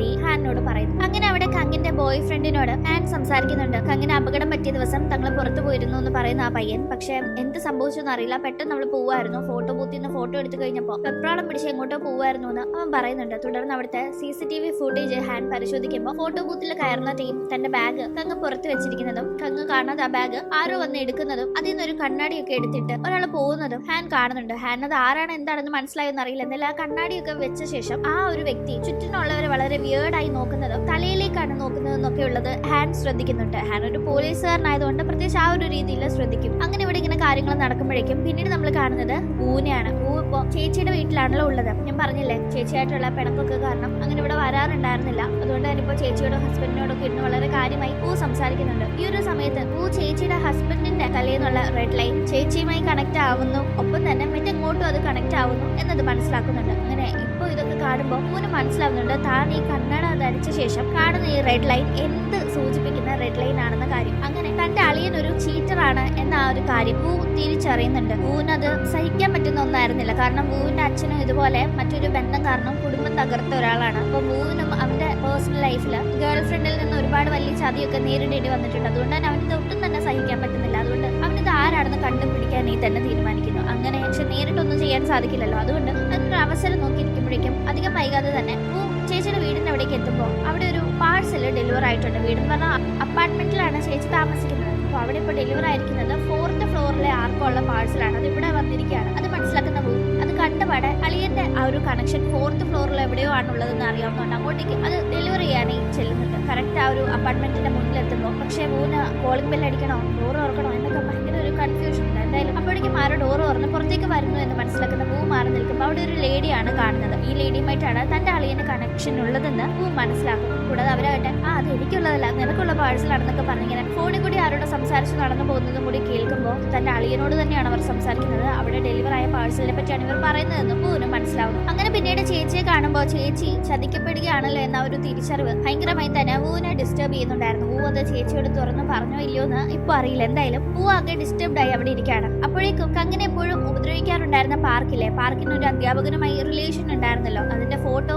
കങ്ങിന്റെ കയ്യിൽ ഉണ്ടായിരുന്നെങ്കിലും കങ് അത് പോസ്റ്റ് ഒന്നും ചെയ്തിട്ടില്ലായിരുന്നു. പക്ഷെ ഇപ്പൊ ആരാണത് പബ്ലിക്കിൽ പോസ്റ്റ് ചെയ്തതെന്ന് അറിഞ്ഞൂടാ. ആ ഫോട്ടോ ഇപ്പോ വൈറലായിരിക്കുന്നു. അങ്ങനെ എല്ലാവരും അതിനെ പറ്റി അറിയുന്നുണ്ട്. അപ്പോഴേക്കും ഒരു ഇൻഫർമേഷൻ കിട്ടിയതിനെ തുടർന്ന് സംഭവ സ്ഥലത്തേക്ക് ഹാൻ എത്തുമ്പോൾ അവിടെ കാറിനുള്ളിൽ അധ്യാപകൻ മരിച്ച നിലയിലുണ്ട്. അദ്ദേഹം ആത്മഹത്യ ചെയ്തിരിക്കുന്നതാണ്. അടുത്ത് തന്നെ ആത്മഹത്യാ കുറിപ്പുമുണ്ട്. വിദ്യാർത്ഥിനിയുമായിട്ടുള്ള റിലേഷൻഷിപ്പിന്റെ പേരിൽ തന്റെ ഫാമിലിയെ തനിക്ക് നഷ്ടപ്പെട്ടു, സമൂഹത്തുണ്ടായിരുന്ന മര്യാദ നഷ്ടപ്പെട്ടു, തന്റെ ജീവിതം തൊലഞ്ഞു. ഇനി ജീവിച്ചിട്ട് കാര്യമില്ലെന്നറിയാവുന്നതുകൊണ്ട് നാണം കെട്ട് ജീവിക്കാൻ വയ്യാത്തതുകൊണ്ട് ജീവിതം അവസാനിപ്പിക്കുന്ന എന്ന രീതിക്കായിരുന്നു ആ ഒരു ആത്മഹത്യാ കുറിപ്പ് ഉണ്ടായിരുന്നത്. പക്ഷെ എന്തുകൊണ്ടോ ആത്മഹത്യാ കുറിപ്പ് ഉണ്ടായിട്ട് പോലും ഹാൻ അതൊരു ആത്മഹത്യയായി തോന്നുന്നില്ല. അതിലെന്തോ ഒരു പന്തികേട് ഹാൻ നോട്ടീസ് ചെയ്യുന്നുണ്ട്. എന്തെങ്കിലും പിന്നീട് ഹാൻ ഷിന്നിനെ കാണുന്നുണ്ട്. ഷിന്നിന് ഇതിനെ പറ്റി എന്തെങ്കിലും പറയാൻ സാധിക്കുമെന്ന് അറിയാനേ ഷിന്നെ അങ്ങനെ കൂടെ കൂട്ടിക്കൊണ്ടുപോയി ഹാൻ ചോദിക്കുമ്പോഴേക്കും ഒരു കണ്ണാടി ഇടുന്നുണ്ടായിരുന്നില്ലേ അവൾക്ക് അപകടം പറ്റുന്നതിന് മുന്നേ, ആ കണ്ണാടി എവിടെയാണെന്ന് അറിയാമോ എന്ന് ഷിൻ ചോദിക്കുമ്പോൾ എനിക്കറിയില്ല എന്ന് ഹാൻ പറയുന്ന ടീം അത് കണ്ടുപിടിച്ചാലേ ഇതിനെ പറ്റിയുള്ള ബാക്കി കാര്യങ്ങൾ മനസ്സിലാവൂ എന്ന് ഷിൻ പറയുമ്പോൾ ആ കണ്ണാടിക്ക് എന്താ പ്രത്യേകത എന്ന് ഹാൻ ചോദിക്കുമ്പോൾ എനിക്കതൊന്നും പറയാൻ അറിയില്ല. എന്തായാലും ആ കണ്ണാടി എവിടെയാണെന്ന് കണ്ടുപിടിക്കുന്നത് മാത്രം അവൾ പറയുന്നു. ആ കണ്ണാടിക്ക് ഈ നടക്കുന്ന സംഭവങ്ങളുമായി എന്തോ ഒരു ബന്ധമുണ്ടെന്ന് ഹാൻ അപ്പോഴേക്കും മറ്റേ CCTV ഫുട്ടേജിൽ കങ്ങിന്റെ ബാഗിൽ നിന്ന് ആ കണ്ണാടിയാണ് ആരാണ്ട് എടുത്തോണ്ട് പോയെന്ന് കണ്ടപ്പോഴേ മനസ്സിലായിട്ടുണ്ടായിരുന്നു. അങ്ങനെ പിന്നീട് നമ്മൾ കാണുന്നത് വൂനെയാണ്. വൂ അവന്റെ അളിയനെ ഫോളോ ചെയ്ത് ഒരു വലിയ റെസ്റ്റോറന്റിന്റെ അവിടെ എത്തുന്നുണ്ട്. ആ റെസ്റ്റോറന്റ് റൂംസും അങ്ങനെ സ്റ്റേ ഫെസിലിറ്റി ഒക്കെ ഉള്ള വലിയൊരു ബിൽഡിങ്ങിന്റെ കൂടെയായിരുന്നു ഉണ്ടായിരുന്നത്. അവിടെ 4th ഫ്ലോറിലെ അപ്പാർട്ട്മെന്റിലെ താമസക്കാരിയുടെ കൂടെ തന്റെ അളിയൻ ഭയങ്കര കാര്യമായി സംസാരിച്ചിരിക്കുന്നതും അവർക്കൊരു ഗിഫ്റ്റ് ഒക്കെ കൊടുക്കുന്നതും ഇങ്ങനെ ഭയങ്കര കമ്പനി അടിച്ചിരിക്കുന്ന കാഴ്ചയാണ് വൂ കാണുന്നത്. വൂ ആകട്ടെ നേരിട്ട് അടുത്തേക്ക് ചെല്ലാതെ മാറി നിന്ന് ഫോൺ ചെയ്യുന്നുണ്ട്. അളിയൻ എവിടെയാന്നൊക്കെ ചോദിച്ച് സംസാരിക്കുമ്പോൾ ഞാനൊരു മീറ്റിംഗിലാണ്, ഫോണിൽ സംസാരിക്കാൻ പറ്റില്ല എന്നൊക്കെ പറഞ്ഞ് പെട്ടെന്ന് അയാൾ കോള് കട്ട് ചെയ്യും. എന്തായാലും വൂ ഇതൊക്കെ കണ്ട് തന്റെ അളിയൻ അതിവിദഗ്ധമായി തന്റെ ചേച്ചിയെ പറ്റിക്കുകയാണെന്ന് മനസ്സിലാക്കി ഭയങ്കര അമർഷത്തിൽ തന്നെ ഇരിക്കുകയാണ്. പക്ഷെ അങ്ങോട്ടേക്ക് പോകുന്നില്ല. ഞാൻ പറഞ്ഞില്ല ഇവിടെ റൂംസ് ഉണ്ടെന്ന്, അവിടെ തന്നെയാണ് വീട്ടിലേക്ക് പോവാതെ അന്ന് തന്റെ അളിയൻ സ്റ്റേ ചെയ്യുന്നത്. കൂടെ ആ ലേഡി ഉണ്ടെന്നും മനസ്സിലാക്കുന്ന വൂ അവർ റൂമിലുള്ള ടൈം പോയി ഡോറ് തട്ടുമ്പോൾ വൂവിന് ഒരിക്കലും അവിടെ അളിയൻ പ്രതീക്ഷിക്കുന്നില്ലല്ലോ. ആള് പുറത്തേക്ക് എത്തുമ്പോൾ വൂ കൈയോടെ പിടികൂടുന്നുണ്ട്. എന്റെ ചേച്ചിയെ പറ്റിക്കാൻ നിങ്ങളെ സമ്മതിക്കില്ല എന്ന് പറഞ്ഞ് വൂ അവിടെ കിടന്ന് ബഹളം വെക്കുമ്പോൾ ഇത് ഇന്നത്തോടെ ഞാൻ നിർത്താം, ഒരു അബദ്ധം പറ്റിപ്പോയതാ, നീ ഇന്നത്തെ ദിവസം ഒന്ന് സമയം തരും, ഇതോടെ എല്ലാം അവസാനിക്കും എന്ന് പറഞ്ഞ അയാൾ കാല് പിടിക്കുമ്പോൾ ശരി എന്റെ ചേച്ചിയെ ഓർത്ത് മാത്രം നിങ്ങളോട് ഞാൻ ക്ഷമിക്കാം, ഇന്നത്തെ ദിവസം ഞാൻ സമയം തരാം, നാളെ മുതൽ നിങ്ങൾ ഇവർ തമ്മിൽ ഒരു ബന്ധം ഉണ്ടാവാൻ പാടില്ല, അങ്ങനെ വല്ല ഉണ്ടെന്ന് ഞാൻ അറിഞ്ഞാൽ നിങ്ങൾ വിവരം അറിയുന്നു പറഞ്ഞ് അളിയനെ വൂ പേടിപ്പിക്കുന്നു. അടുത്ത ദിവസം അളിയൻ എല്ലാം തിരുത്തുമെന്ന പ്രതീക്ഷയില് ജോലിക്ക് പോകുന്ന വൂ ആകട്ടെ ഫോൺ എടുത്ത് അളിയന്റെയും അളിയന്റെ റിലേഷൻഷിപ്പ് ഉള്ള ആ ലേഡിയുടെയും സോഷ്യൽ മീഡിയ അക്കൗണ്ട് പരിശോധിക്കുന്നുണ്ട്. ഇവര് റിലേഷൻഷിപ്പ് കഴിഞ്ഞ ദിവസം രാത്രി കൊണ്ട് അവസാനിപ്പിക്കുന്ന രീതിക്കാണല്ലോ അളിയൻ വാക്ക് കൊടുത്തത്. അപ്പൊ അങ്ങനെ ചെയ്തെങ്കിൽ അതിന്റെ എന്തെങ്കിലും അപ്ഡേറ്റ് ആ ലേഡി പോസ്റ്റ് ചെയ്യുന്നുണ്ടോ, ഇവർ റിലേഷൻഷിപ്പിൽ നിന്ന് പിന്മാറാൻ നോക്കുന്ന അളിയനെ ത്രട്ടൺ ചെയ്യുന്ന രീതിയിൽ എന്തെങ്കിലും പോസ്റ്റ് ചെയ്യുമോ എന്നൊക്കെ ഉള്ള ആ ഒരു ക്യൂരിയോസിറ്റി, അല്ലെങ്കിൽ ആ ഒരു ടെൻഷന്റെ പുറത്ത് അങ്ങനെ വൂ പരിശോധിക്കുമ്പോൾ ആ ലേഡി അവർ പ്രഗ്നന്റ് ആണെന്ന രീതിയിൽ ഒരു പോസ്റ്റ് അപ്ലോഡ് ചെയ്തിരിക്കുന്നത് വൂ കാണുകയും ആകെ ഞെട്ടിപ്പോവുകയും ചെയ്യുന്നു. കാരണം റിലേഷൻഷിപ്പ് അവസാനിപ്പിക്കാം എന്നൊരു തീരുമാനമാണ് അവർ എടുത്തതെങ്കിൽ ഇങ്ങനെ ഇപ്പൊ ഒരു പ്രഗ്നൻസി റിവീൽ പോസ്റ്റ് അവർ ചെയ്യില്ലല്ലോ. അപ്പൊ തീർച്ചയായും ഇത് തന്റെ ചേച്ചിയുടെ ലൈഫ് നശിപ്പിക്കാനായിട്ടുള്ള കാര്യങ്ങളാണ് ഇനി നടക്കാൻ പോകുന്നതെന്ന് മനസ്സിലാക്കുന്ന വൂ വേഗം തന്നെ അപ്പാർട്ട്മെന്റിന്റെ അവിടേക്ക് പുറപ്പെടുന്നു. അവിടെ ചെല്ലുമ്പോഴേക്കും ആകെപ്പാടെ കോലാഹലമായിരിക്കാണ്. വൂവിന്റെ ചേച്ചി മറ്റേ ആ ലേഡിയുടെ കാറിൽ പർപ്പസ്ഫുള്ളി ചെന്ന് ഇടിക്കുന്നു. അത് കണ്ട് കുറെ പേര് ഓടിക്കൂടുന്നു. ഇത് കണ്ട് ആകെ ഞെട്ടി ചേച്ചി എല്ലാം അറിഞ്ഞോ, ചേച്ചി ഒന്നും അറിയരുത്, എല്ലാം ഡീൽ ചെയ്യണമെന്ന് വിചാരിച്ചിരുന്നിട്ട് ചേച്ചി എല്ലാം അറിഞ്ഞു എന്ന് ടെൻഷനില്ല വൂ അവിടേക്ക് ചെന്ന് ചേച്ചിയെ കാറിൽ നിന്ന് പതിയെ സമാധാനിപ്പിച്ച് പുറത്തേക്ക് ഇറക്കാൻ നോക്കുമ്പോൾ വൂവിനെ കണ്ട് ചേച്ചി ആകെ പൊട്ടിത്തെറിക്കാണ്. നീ എന്തിനിങ്ങനെ ചെയ്തതെന്ന് ചോദിച്ച് ചേച്ചി ഭയങ്കരമായി കരയുമ്പോൾ വൂരൊന്നും മനസ്സിലാവുന്നില്ല. അപ്പോഴേക്കും അളിയൻ അങ്ങോട്ടേക്ക് എത്തുന്നുണ്ട്. അളിയനെ കണ്ടുപാടെ എന്റെ ചേച്ചിയുടെ ജീവിതം നശിപ്പിച്ച് തന്നെ വെറുതെ വിടില്ല എന്ന് പറ്റില്ല വൂ വയലന്റ് ആവുമ്പോഴേക്കും അയാൾ വൂവിനെ മൈൻഡാക്കാതെ മറ്റേ ആ ലേഡിയെ തന്നെയാണ് കെയർ ചെയ്യുന്നത്. നിനക്ക് കുഴപ്പമൊന്നും ഇല്ലല്ലോ അല്ലേ എന്നൊക്കെ ചോദിച്ച് ഭയങ്കരമായി തന്നെ അവരെ കെയർ ചെയ്ത് അയാൾ കൂട്ടിക്കൊണ്ട് പോകുന്നത് കണ്ട് തന്റെ ചേച്ചിയെ തടയുന്നില്ല. കൂടി നിന്നവർക്കും അതിലൊരു അതിശയോക്തി ഇല്ലാത്ത മട്ടില് നിൽക്കുന്നത് കണ്ട് വൂനൊന്നും മനസ്സിലാവുന്നില്ല. വൂ ചേച്ചിയോട് എന്താ ചേച്ചി ഇത് എനിക്കൊന്നും മനസ്സിലാവുന്നില്ല എന്ന് പറയുമ്പോഴേക്കും ചേച്ചി പറയുന്നുണ്ട് ആക്ച്വലി അയാളുടെ വൈഫ് ആ ലേഡിയാണ്, ഈ ചേച്ചിയാണ് അയാളുമായി റിലേഷൻഷിപ്പ് വെച്ചിരുന്നത്. വൂവിന്റെ മുന്നിൽ പക്ഷെ തന്റെ ഹസ്ബൻഡാണ് എന്ന രീതിക്ക് പരിചയപ്പെടുത്തിയപ്പോഴും ലീഗലി മാരീഡ് അല്ല, അയാൾ മറ്റൊരാളുടെ ഹസ്ബൻഡ് ആണെന്നത് ചേച്ചി പർപ്പസ്ഫുള്ളി പറയാതിരുന്നതാണ്. എന്തായാലും ഇന്നലെ വൂ ചെന്ന് പേടിപ്പിച്ചതുകൊണ്ട് അയാൾ റിലേഷൻഷിപ്പ് അവസാനിപ്പിക്കാന്ന് പറഞ്ഞിരുന്നല്ലോ. പക്ഷെ അത് വൂ കരുതിയതുപോലെ ഇയാൾ ചേച്ചിയുടെ ഹസ്ബൻഡ് അല്ലാത്തത് കൊണ്ടും ഇയാളുടെ ഭാര്യ പ്രഗ്നന്റ് ആണ് എന്ന ഒരു കാര്യം കൊണ്ടും ഇയാൾ ഭാര്യയുടെ കൂടെ ഇനി നന്നായി ജീവിക്കാം എന്ന ഒരു രീതിക്കാണ് തീരുമാനം എടുത്തത്. വൂ റിലേഷൻഷിപ്പ് അവസാനിപ്പിക്കണമെന്ന് ആവശ്യപ്പെട്ടപ്പോൾ അയാൾ വൂവിന്റെ ചേച്ചിയുമായിട്ടുള്ള ആ ഒരു എക്സ്ട്രാ മാരിറ്റൽ റിലേഷൻഷിപ്പ് തന്നെ അവസാനിപ്പിക്കാം എന്ന രീതിക്കാണ് ഇവിടെ ഡിസിഷൻ എടുത്തത്. വൂ കാരണമാണ് അയാളിപ്പോ തന്നെ വേണ്ടാന്ന് പറഞ്ഞെന്ന് മനസ്സിലാക്കുന്ന ചേച്ചി വൂവിനോട് ഭയങ്കരമായ ദേഷ്യത്തിലും സങ്കടത്തിലും ഒക്കെ പെരുമാറുന്നു. വൂവിന് അയാൾ തന്റെ ചേച്ചിയുടെ ഹസ്ബൻഡ് ആണെന്ന് കരുതി താൻ ഈ ചെയ്തത് വലിയ തെറ്റായി പോയി, ചേച്ചിക്ക് സഹായം എന്ന രീതിയിൽ താൻ ചെയ്തത് നേരെ പണിയാണ് അവിടെ നൽകിയതെന്ന് മനസ്സിലാവുന്നു. പക്ഷെ അപ്പോഴും ചേച്ചി ഇങ്ങനെ ഒരു സിറ്റുവേഷനിൽ ഇങ്ങനെ ഒരു റിലേഷൻഷിപ്പിലാണല്ലോ ഉള്ളത്, താൻ എന്താണോ വെറുക്കുന്നത് അതാണല്ലോ തന്റെ ചേച്ചി ചെയ്തുകൊണ്ടിരിക്കുന്നത് എന്ന രീതിക്ക് വലിയ ഞെട്ടലും അത് നൽകുന്നുണ്ട്. ആ ലേഡിക്കാകട്ടെ തന്റെ ഹസ്ബൻഡിന് ഈ ലേഡിയുമായി റിലേഷൻഷിപ്പ് ഉണ്ടെന്ന കാര്യങ്ങളൊന്നും തന്നെ അറിയേയില്ല. എന്തായാലും വല്ലാത്തൊരു ട്വിസ്റ്റ് ആയി പോയി. അങ്ങനെ ഇവിടെ കാര്യങ്ങൾ നടക്കുമ്പോഴേക്കും കങ്ങിന്റെ ഒരു ഡയറി ഹാൻഡിന് കിട്ടുന്നുണ്ട്. അത് നോക്കുന്ന ഹാൻഡ് അതിൽ എന്തൊക്കെയോ കങ്ങ് കുത്തിക്കുറിച്ച് വെച്ചിരിക്കുന്നു എന്നതല്ലാതെ അത് എന്താണെന്ന് മനസ്സിലാവുന്നില്ല. അതുകൊണ്ട് തന്നെ വേഗം അത് ഷിന്നിന്റെ അടുത്തേക്ക് ചെല്ലുന്നു. എന്താ ഇവിടെ ഇതിൽ എഴുതി വെച്ചിരിക്കുന്നത്, എനിക്കൊന്നും മനസ്സിലാവുന്നില്ല എന്ന് പറഞ്ഞ് ആളുകളുടെ തലയുടെ മുകളിലൂടെ പോകുന്ന ആ ഒരു എസ് ലൈൻ ഉണ്ടല്ലോ, അതിനെ പറ്റിയുള്ള കങ്ങ് എഴുതിയ കാര്യങ്ങളൊക്കെ ഷിന്നിനെ കാണിച്ച് ഹാൻഡ് ചോദിക്കുമ്പോൾ ഒടുക്കം ഷിൻ അത് പറയാണ് ഇത് എസ് ലൈൻ ആണ്. ഒരാൾ എത്ര പേരുമായി ഫിസിക്കൽ റിലേഷൻഷിപ്പിൽ ഉണ്ടായിരുന്നോ അത്രമധികം എസ് ലൈൻ ആളുടെ തലയുടെ മുകളിൽ കാണാൻ സാധിക്കും. ഒരുപാട് ലൈനുള്ള ആളുകളുണ്ട്, അതിനർത്ഥം അവർ അത്രയും പേരുമായി റിലേഷൻഷിപ്പിൽ ഉണ്ടായിരുന്നു എന്നതാണ്. ഒരു ലൈൻ പോലും ഇല്ലാത്ത ആളുകളും കാണും, അവർക്ക് ഇതുവരെ ആരുമായി ഫിസിക്കൽ റിലേഷൻഷിപ്പ് ഉണ്ടായിട്ടില്ല എന്നതാണ് അതിന്റെ അർത്ഥം എന്നിങ്ങനെ ഷിൻ എന്നൊക്കെ പറയുമ്പോൾ ഹാൻഡ് ഇത് വിശ്വസിക്കാമോ എന്ന ഒരു രീതിക്ക് ആവുന്നുണ്ട്. കാരണം ഇങ്ങനെയൊക്കെ ഉണ്ടോന്ന് കേൾക്കുമ്പോൾ ആർക്കും ഡൗട്ട് തോന്നില്ലേ. അതുകൊണ്ട് തന്നെ ഹാൻഡ് ഒരുമാതിരി നിൽക്കുമ്പോൾ ഞാൻ പറയുന്നതിൽ വിശ്വാസം ഇല്ലല്ലേ എന്ന് ഷിൻ ചോദിക്കുമ്പോൾ ഇല്ലില്ല വിശ്വാസമുണ്ട്. ആക്ച്വലി ആ ഒരു കണ്ണാടി വെച്ചാൽ ഇത് കാണാൻ സാധിക്കല്ലേ, അപ്പൊ അതുകൊണ്ടാണോ ആ ഒരു കണ്ണാടി വെച്ച് തുടങ്ങിയ ശേഷം അവളൊന്ന് വിയേർഡായി പെരുമാറി തുടങ്ങിയതെന്ന് ആ കണ്ണാടി വെച്ച് തന്നെ കണ്ട ശേഷം പേടിച്ച് അപ്പാർട്ട്മെന്റിൽ നിന്ന് ഓടിപ്പോയിരുന്നില്ലേ കങ്ങ്, ആ കാര്യമൊക്കെ ഓർത്ത് ഹാൻ ഇപ്പൊ ചോദിക്കുന്നുണ്ട്.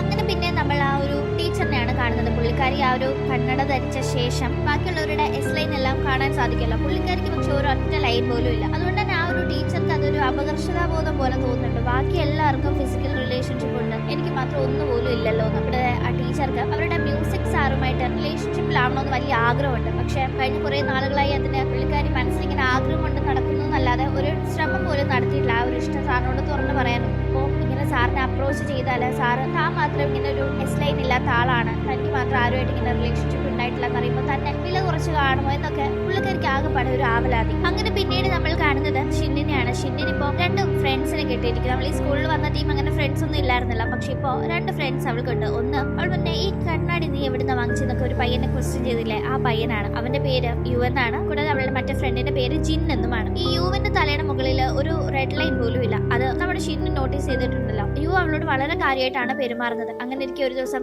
അവൻ വളരെ ഓപ്പൺ ആയി അവളോട് ചോദിക്കുന്നുണ്ട്, നീ എന്താ എപ്പോഴും ഒരുമാതിരി ഗ്ലൂമിയായി അല്ലാത്ത രീതിയിൽ ആളുകളെ നോക്കുകയും നടക്കുകയും ഒക്കെ ചെയ്യുന്നതെന്ന്. ആ ടീം അവൾ പറയുന്നുണ്ട്, എനിക്ക് ബാക്കിയുള്ളവരുടെ തലയിലെ എസ് ലൈൻ കാണാനായി സാധിക്കും, ഞാൻ അത് നോക്കി നടക്കുന്നതുകൊണ്ട് അങ്ങനെ തോന്നാന്നും അവൾ പറയുമ്പോഴേക്കും, ആണോ രസമുണ്ടല്ലോ കേൾക്കാൻ, എനിക്കുണ്ടോ ആ ലൈൻ എന്ന് അവൻ ചോദിക്കുമ്പോൾ അവൻ അങ്ങനത്തെ ലൈൻ ഇല്ലാന്ന് അവൾ പറയുന്നുണ്ട്. അത് കേട്ട് അവൻ ചിരിക്കുന്ന ടീം, ഞാൻ പറഞ്ഞത് ചുമ്മാ ഒരു തമാശയായിട്ട് തോന്നുന്നുണ്ടോ അതോ എന്നെ വിശ്വസിച്ചോന്ന് അവൾ ഒരു ഡൗട്ടിന്റെ പുറത്ത് ചോദിക്കുമ്പോൾ, ഞാൻ എന്തിനാ നിന്നെ വിശ്വസിക്കാതിരിക്കണം, അങ്ങനെ ഒരു അനാവശ്യമായി കള്ളം പറയേണ്ട ആവശ്യം നിനക്കുണ്ടെന്ന് എനിക്ക് തോന്നുന്നില്ല എന്ന് അവൻ പറയുമ്പോൾ അവൾ പറഞ്ഞത് വിശ്വസിച്ചു. പക്ഷെ അതിനെപ്പറ്റി വലിയ തല പുകച്ചൊന്നും ചിന്തിക്കുന്നില്ല. പിന്നീട് നമ്മൾ ആ ടീച്ചറിനെയാണ് കാണുന്നത്. പുള്ളിക്കാരി തനിക്ക് ഫിസിക്കൽ റിലേഷൻഷിപ്പ് ഉണ്ട്, താനും ആളുകളെ ഡേറ്റ് ചെയ്തിട്ടുണ്ട് എന്നതൊക്കെ ഇങ്ങനെ മറ്റുള്ളവരെ ബോധ്യപ്പെടുത്തണം എന്ന രീതിക്ക് ഉള്ളി കോംപ്ലക്സ് കയറിയിരിക്കുന്നത് കൊണ്ട് തന്നെ പതിവായി ഒരു നൈറ്റ് ക്ലബിൽ പോവുകയും അവിടെ പോയിരുന്ന് മറ്റുള്ളവരെ വാച്ച് ചെയ്യുകയൊക്കെ ചെയ്യുന്നത് ഇപ്പോൾ ശീലമാക്കി മാറ്റുന്നു. പക്ഷെ പുള്ളിക്കാരി അവിടെ പോകുന്നത് ഗെറ്റപ്പൊക്കെ കുറച്ച് മാറ്റിയിട്ട് തലയിൽ ഒരു പിങ്ക് കളർ വിഗൊക്കെ വെച്ചുകൊണ്ടാണ്. അങ്ങനെ എനിക്ക് ഇവർ ആ ഒരു ഭാഗത്തൂടെ പോകുന്ന കാഴ്ച ഷിൻ അവളുടെ ഫ്രണ്ട്സുമായി ഹാങ് ഔട്ട് ചെയ്യുമ്പോൾ കാണുന്നുണ്ട്. ഷിന്നിന്റെ ഫ്രണ്ടായ ജിൻ കറക്റ്റായി ഇത് നമ്മുടെ ആ ഒരു ടീച്ചറല്ലേ, പുള്ളിക്കാരിത്തെ വിഗൊക്കെ വെച്ച് ഇവിടെ ഇങ്ങനെ നടക്കുന്നതെന്ന് മറ്റിൽ പറയുമ്പോൾ ഷിൻ അത് നോട്ടീസ് ചെയ്യുന്നു. ആ സമയത്താണ് പുള്ളിക്കാരി മറ്റേ ആ ഒരു കണ്ണാടി ധരിച്ചിരിക്കുന്ന കാര്യം ഷിൻ ശ്രദ്ധിക്കുന്നത്. എന്തോ ഒരു പന്തുകളുണ്ടല്ലോ, ഇവരുടെ പെരുമാറ്റത്തിൽ എന്തോ കുഴപ്പമുണ്ട്, ഈ വിഗൊക്കെ വെച്ച് ഇങ്ങനെ ഇവിടെ നടക്കേണ്ട കാര്യം എന്താ, കറക്റ്റ് ആയ കണ്ണാടിയുണ്ട്, നീ കങ്ങിന് സംഭവിച്ച കാര്യങ്ങളിൽ ഇവർക്ക് എന്തെങ്കിലും പങ്കാണോ, കങ്ങിന്റെ കയ്യിൽ നിന്ന് മിസ്സായ കണ്ണാടി ഇതായിരിക്കും എന്നൊക്കെ ഷിന്നിന് ഭയങ്കരമായ ഡൗട്ട്.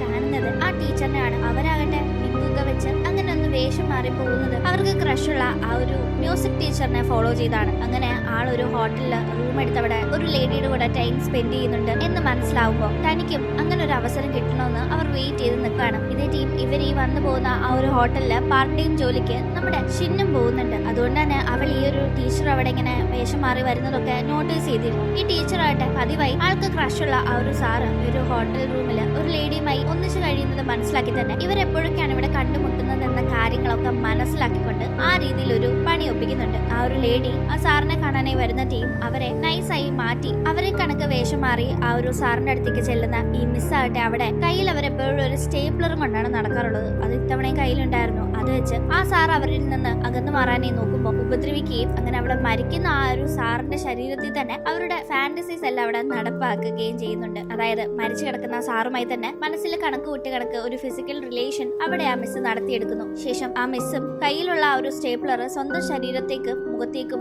ഒക്കെ കുത്തിയിറക്കി അവിടെ മരണപ്പെടുകയാണ്. ഇവിടെ ഇത്രയും കാര്യങ്ങൾ നടന്ന ശേഷമാണ് ആ മിസ് ലോക്ക് ചെയ്തിട്ടിരുന്ന ആ ലേഡി ഒരുവിധം ആ ഒരു ഹോട്ടലിൽ നിന്ന് എസ്കേപ്പ് ആയി പോകുന്നത്. തുടർന്ന് ഇത് കണ്ട് സംശയം തോന്നി അങ്ങോട്ടേക്ക് വന്ന് പരിശോധിക്കുന്ന ഷിൻ അവിടെ ആ സാറും മിസ്സും മരിച്ചു കിടക്കുന്നത് കാണുകയും വേഗം തന്നെ ഇത് ഹാനിനെ അറിയിക്കുകയും ചെയ്യുന്നു. അങ്ങനെ സ്ഥലത്തേക്ക് എത്തുന്ന ഹാൻ എന്ത് നടക്കുന്നതെന്ന് മനസ്സിലാവാതെ ഷിന്നിനോട് ചോദിക്കുമ്പോൾ ഈ മിസ് മറ്റേ ഒരു കണ്ണട ധരിച്ചിരുന്നു, അതിന്റെ സൈഡ് എഫക്റ്റ് ആയിട്ടായിരിക്കാം ഇപ്പൊ ഇങ്ങനെ കാര്യങ്ങൾ വന്നെത്തിയെന്ന് ഷിൻ പറയുമ്പോഴേക്കും ആ മിസ്സിന് കണ്ണട ഉണ്ടായിരുന്നു എന്ന് കേൾക്കുന്ന ഹാൻ തറവായി അവരുടെ ബോഡിയുടെ അവിടെ പരിശോധിക്കുമ്പോൾ ആ കണ്ണട കിട്ടുന്നുണ്ട്. തുടർന്ന് അത് ഹാൻ കയ്യിലെടുക്കുന്നു. ഈ കണ്ണടയെ പറ്റിയുള്ള കാര്യങ്ങൾ ഷിൻ വഴി ഹാൻ കേട്ടിരുന്നല്ലോ, അതിൽ എന്തെങ്കിലും കാര്യമുണ്ടോ എന്ന് അറിയാനായി അത് വെച്ച് നോക്കുമ്പോൾ അവനും ആ റെഡ് ലൈൻ കാണാനായി സാധിക്കുന്നുണ്ട്. തുടർന്ന് ആ കണ്ണട ധരിച്ചുകൊണ്ട് തന്റെ ഓഫീസിലേക്ക് ചെല്ലുന്ന ഹാൻ ആകട്ടെ അവിടെ തന്റെ പല കൊളീഗ്സിന്റെയും ഈ ഒരു റെഡ് ലൈൻസ് കണ്ട് അമ്പരന്ന് പോവാണ്. പ്രത്യേകിച്ച് ഹാനിന്റെ ബെസ്റ്റ് ഫ്രണ്ടിന്റെ ആൾക്ക് 2 റെഡ് ലൈൻ ഉണ്ട്. ആള് വളരെ ഡീസന്റ് ആയ ഒരാളാണ് എന്നാണ് ഹാൻ ഇതുവരെ കരുതിയിരുന്നത്. വേറെ റിലേഷൻഷിപ്പ് ഒന്നുമില്ല, മാരേജ് കഴിഞ്ഞ് ആ ഒരു രീതിക്ക് പെർഫെക്റ്റ് ആയി പോകുന്ന ആളാണെന്ന്. അതുകൊണ്ട് തന്നെയാണ് നിനക്ക് കല്യാണത്തിന് മുന്നേ ഒരു എക്സ് ഉണ്ടായിരുന്നു എന്ന് ഹാൻ ചോദിക്കുമ്പോൾ ഇല്ലല്ലോ എന്ന് ഫ്രണ്ട് തറപ്പിച്ച് പറയുമ്പോൾ അപ്പോൾ ഇവനും ആള് ശരിയല്ലല്ലോ,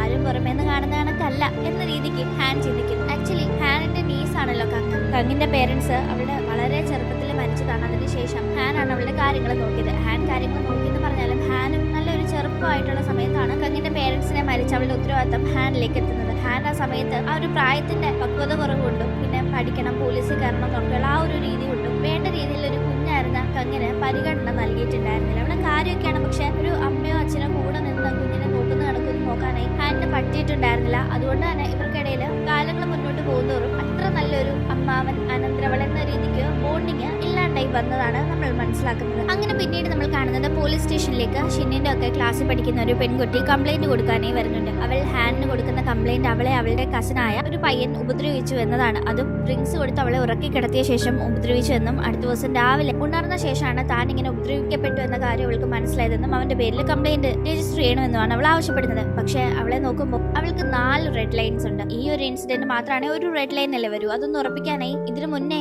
ഇങ്ങനത്തെ ഇൻസിഡന്റ് വല്ലതും നടന്നിട്ടുണ്ടോ, ആരെങ്കിലുമായി ഫിസിക്കൽ റിലേഷൻഷിപ്പ് ഉണ്ടായിട്ടുണ്ടോ എന്നെല്ലാം ഹാൻ ചോദിക്കുമ്പോൾ അങ്ങനൊന്നും ഇല്ല, ഇത് ഫസ്റ്റ് ടൈമാണ്, അതോ അവനെ ഉപദ്രവിച്ചതാണെന്നെല്ലാം ആ പെൺകുട്ടി പറയുമ്പോൾ ഈ പെൺകുട്ടി കള്ളം പറയാണോ, ഇവൾ ഒരു പയ്യനെ കള്ളക്കേസിൽ കൊടുക്കാൻ നോക്കുകയാണെന്നൊക്കെ ഈ 4 റെഡ് ലൈൻ കണ്ട് ഡൗട്ട് തോന്നുന്ന ഹാൻ വേഗം തന്നെ ഷിന്നോട് അവളുടെ ക്ലാസ്സിലെ പെൺകുട്ടി ആയതുകൊണ്ട് തന്നെ ആ പെൺകുട്ടി ഒന്ന് വാച്ച് ചെയ്യാനേ പറയുമ്പോൾ ആ പെൺകുട്ടിക്ക് 4 റെഡ് ലൈൻ ഉണ്ട് എന്ന കാര്യങ്ങളൊക്കെ മനസ്സിലാക്കി ഷിൻ അത് പറഞ്ഞു കൊടുക്കുന്നു. അങ്ങനെ പിന്നീട് ഈ ഒരു കാര്യത്തെ പറ്റി അന്വേഷിക്കാനായി സ്കൂളിലേക്ക് ഹാൻ പോകുമ്പോൾ അവിടെ ലീയെ കാണുന്നുണ്ട്. മറ്റുള്ളവർക്കൊക്കെ തലയിൽ റെഡ് ലൈൻ ഉണ്ട്, പക്ഷെ ലീക്ക് മാത്രം ഒരു ലൈൻ പോലും ഇല്ല എന്ന കാര്യവും ഹാൻ അവിടെ നോട്ടീസ് ചെയ്യുന്നു. ഹാനിന് സത്യത്തിൽ അവന്റെ തലയുടെ ആ ഒരു ലൈൻ കണ്ട് ഇങ്ങനെ ഒരു ലൈനും ഇല്ലാത്ത വേറെ ഒരാളെ കാണുമ്പോൾ ഭയങ്കര അമ്പരപ്പ്, ഇങ്ങനൊക്കെ ആൾക്കാരുണ്ടോ എന്ന് മട്ടില്ല. അങ്ങനെ എന്തായാലും ആ പെൺകുട്ടി കൊടുത്ത പരാതിയിലെ ആ ഒരു പയ്യനെ കാണാനായിട്ട് ഹാൻ ഇപ്പൊ സ്കൂളിൽ വന്നിരിക്കുകയാണല്ലോ. അങ്ങനെ ലീയോട് പറഞ്ഞ ആ പയ്യനുമായി ഹാൻ സംസാരിക്കുന്ന ടീം ആ പയ്യനും ഇതേ സ്കൂളിലെ വിദ്യാർത്ഥിയാണ്. അവനെ കാണുമ്പോഴേ ഒരുമാതിരി ഡ്രിങ്ക്സ് ഒക്കെ അടിച്ച് കിറിങ്ങിയിരിക്കുന്ന ഒരു കോലത്തിലായിരുന്നു അവൻ ഉണ്ടായിരുന്നത്. അവരോട് ആ പെൺകുട്ടിയെ പറ്റി ചോദിക്കുമ്പോൾ അവളെ കൊണ്ട് വലിയ ശല്യ, ചുമ്മാ എന്റെ കൂടെ വരണമെന്ന് പറഞ്ഞ് എപ്പോഴും ബഹളം വെക്കും. ഒരു ദിവസം ചോദിച്ചപ്പോൾ അവളുടെ ശല്യം സഹിക്കാൻ വയ്യാതെ ശരി വാന്നും പറഞ്ഞു വിളിച്ചു. അവൾക്ക് പിന്നെ ഡ്രിങ്ക്സ് അടിക്കാൻ താല്പര്യമുള്ളതുകൊണ്ട് ഞാൻ ഡ്രിങ്ക്സ് കൊടുത്തു. അന്ന് അവൾ അത് കുടിച്ചിട്ട് അവിടെ നിന്ന് പോവുകയും ചെയ്തു. എനിക്ക് അതിൽ കൂടുതലൊന്നും അറിയില്ലെന്ന് ആ പയ്യൻ പറയുന്നുണ്ട്. ഈ പയ്യന്റെ സംസാരം കേട്ട് അതിൽ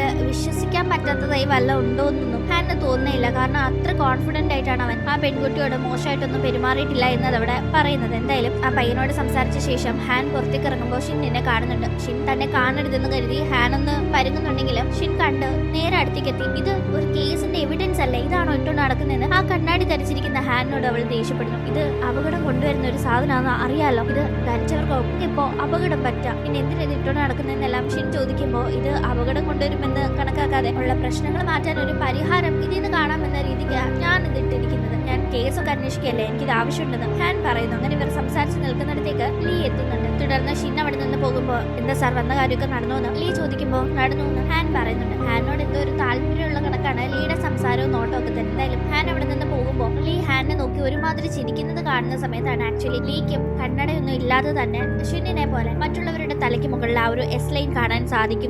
ഹാന്റെ തലയുടെ മുകളിൽ ഇത്രയും ലൈൻ കണ്ടാണ് ലീ ചിരിക്കുന്നതെന്ന് നമുക്ക് കാണാൻ പറ്റുന്നത്. അങ്ങനെ എന്തായാലും പിന്നീട് നമ്മൾ പോലീസ് സ്റ്റേഷൻ കാണുമ്പോൾ ആ പയ്യൻ അവിടെ വന്ന് അവന്റെ കയ്യിലുള്ള മെസ്സേജ് ഒക്കെ കാണിക്കുന്നുണ്ട്. കണ്ടില്ലേ, ഞാനായിട്ട് അവളെ എവിടെയും വിളിച്ചു വരുത്തിയതല്ല, അവളായിട്ട് തന്നെ ഞാൻ അങ്ങോട്ട് വരട്ടെ എന്ന് ചോദിച്ചു വന്നു. അവളെ കൊണ്ട് എനിക്ക് ശല്യം മാത്രമേ ഉള്ളൂ, എനിക്ക് അവളോട് ഒരു താല്പര്യമില്ല. ശല്യം കാരണം ശരി വാന്ന് പറഞ്ഞ് വിളിച്ച് അവളോട് ഡ്രിങ്ക്സ് ചോദിച്ചപ്പോൾ ഞാൻ ഡ്രിങ്ക്സ് കൊടുക്കുകയും ചെയ്തു, അല്ലാതെ വേറെ ഒന്നും എനിക്ക് അറിയില്ല എന്നല്ല ആ പയ്യൻ പറയുമ്പോൾ അതേ സ്ഥലത്ത് തന്നെ ആ പെൺകുട്ടിയും അമ്മയും ഹാൻ വിളിച്ചു വരുത്തിയിട്ടുണ്ടായിരുന്നു. അവരോട് സംസാരിക്കുകയാണ്. ആ പെൺകുട്ടിയോട് നീ എന്തിനാ ആ പയ്യനെതിരെ കള്ള പരാതി കൊടുക്കുന്നതെന്ന് ഹാൻ ചോദിക്കുമ്പോൾ കള്ള പരാതിയല്ല, സംഭവം സത്യം, അവൻ എന്നെ ഉപദ്രവിച്ചു, എനിക്കത് മനസ്സിലാവുന്നുണ്ടെന്നല്ല അവൾ വീണ്ടും പറയുമ്പോൾ ഇത് ആദ്യമായിട്ടല്ലല്ലോ നീ ഇങ്ങനെ ഒരാളുമായിട്ട് റിലേഷൻഷിപ്പിലാവുന്നത്, സംഭവം എന്താണെന്നല്ല ഹാൻ ചോദിക്കുമ്പോൾ എനിക്കിതുവരെ അങ്ങനെ മറ്റൊരാളുമായി ഒരു ബന്ധം ഉണ്ടായിട്ടില്ല എന്ന് ആ പെൺകുട്ടി പറയുമ്പോൾ ഇതൊക്കെ കേൾക്കുന്ന അമ്മ ആകെ തകർന്നിരിക്കുകയാണ്. തന്റെ മകളെ പറ്റി എന്തൊക്കെയായി കേൾക്കുന്നതെന്ന് മട്ടില്ല. എന്തായാലും ഇവർക്കിടയിൽ എന്തെങ്കിലും നടന്നിട്ടുണ്ടോ എന്ന് അറിയാനേ രണ്ടുപേരെയും ഒന്നിച്ചു കൊണ്ടുവരുമ്പോൾ ഇവരുടെ തലയ്ക്ക് മുകളിലെ ലൈൻസ് കണക്ട് ആവുന്നില്ല. ആ പയ്യന്റെ തലയ്ക്ക് മുകളിൽ ഒരു ലൈൻ ഉണ്ട്, ആ പെൺകുട്ടിയുടെ തലയ്ക്ക് മുകളിൽ 4 ലൈൻ. പക്ഷേ ഈ ലൈൻ അങ്ങോട്ടും ഇങ്ങോട്ടും കണക്ട് ആവുന്നില്ല. അതുകൊണ്ട് തന്നെ ഈ പെൺകുട്ടി കരുതുന്നത് പോലെ ഈ പയ്യൻ ഈ പെൺകുട്ടി ഒന്നും ചെയ്തിട്ടില്ല എന്നത് ഹാനിന് അവിടെ മനസ്സിലാവും. പക്ഷെ ഈ പെൺകുട്ടി തന്നെ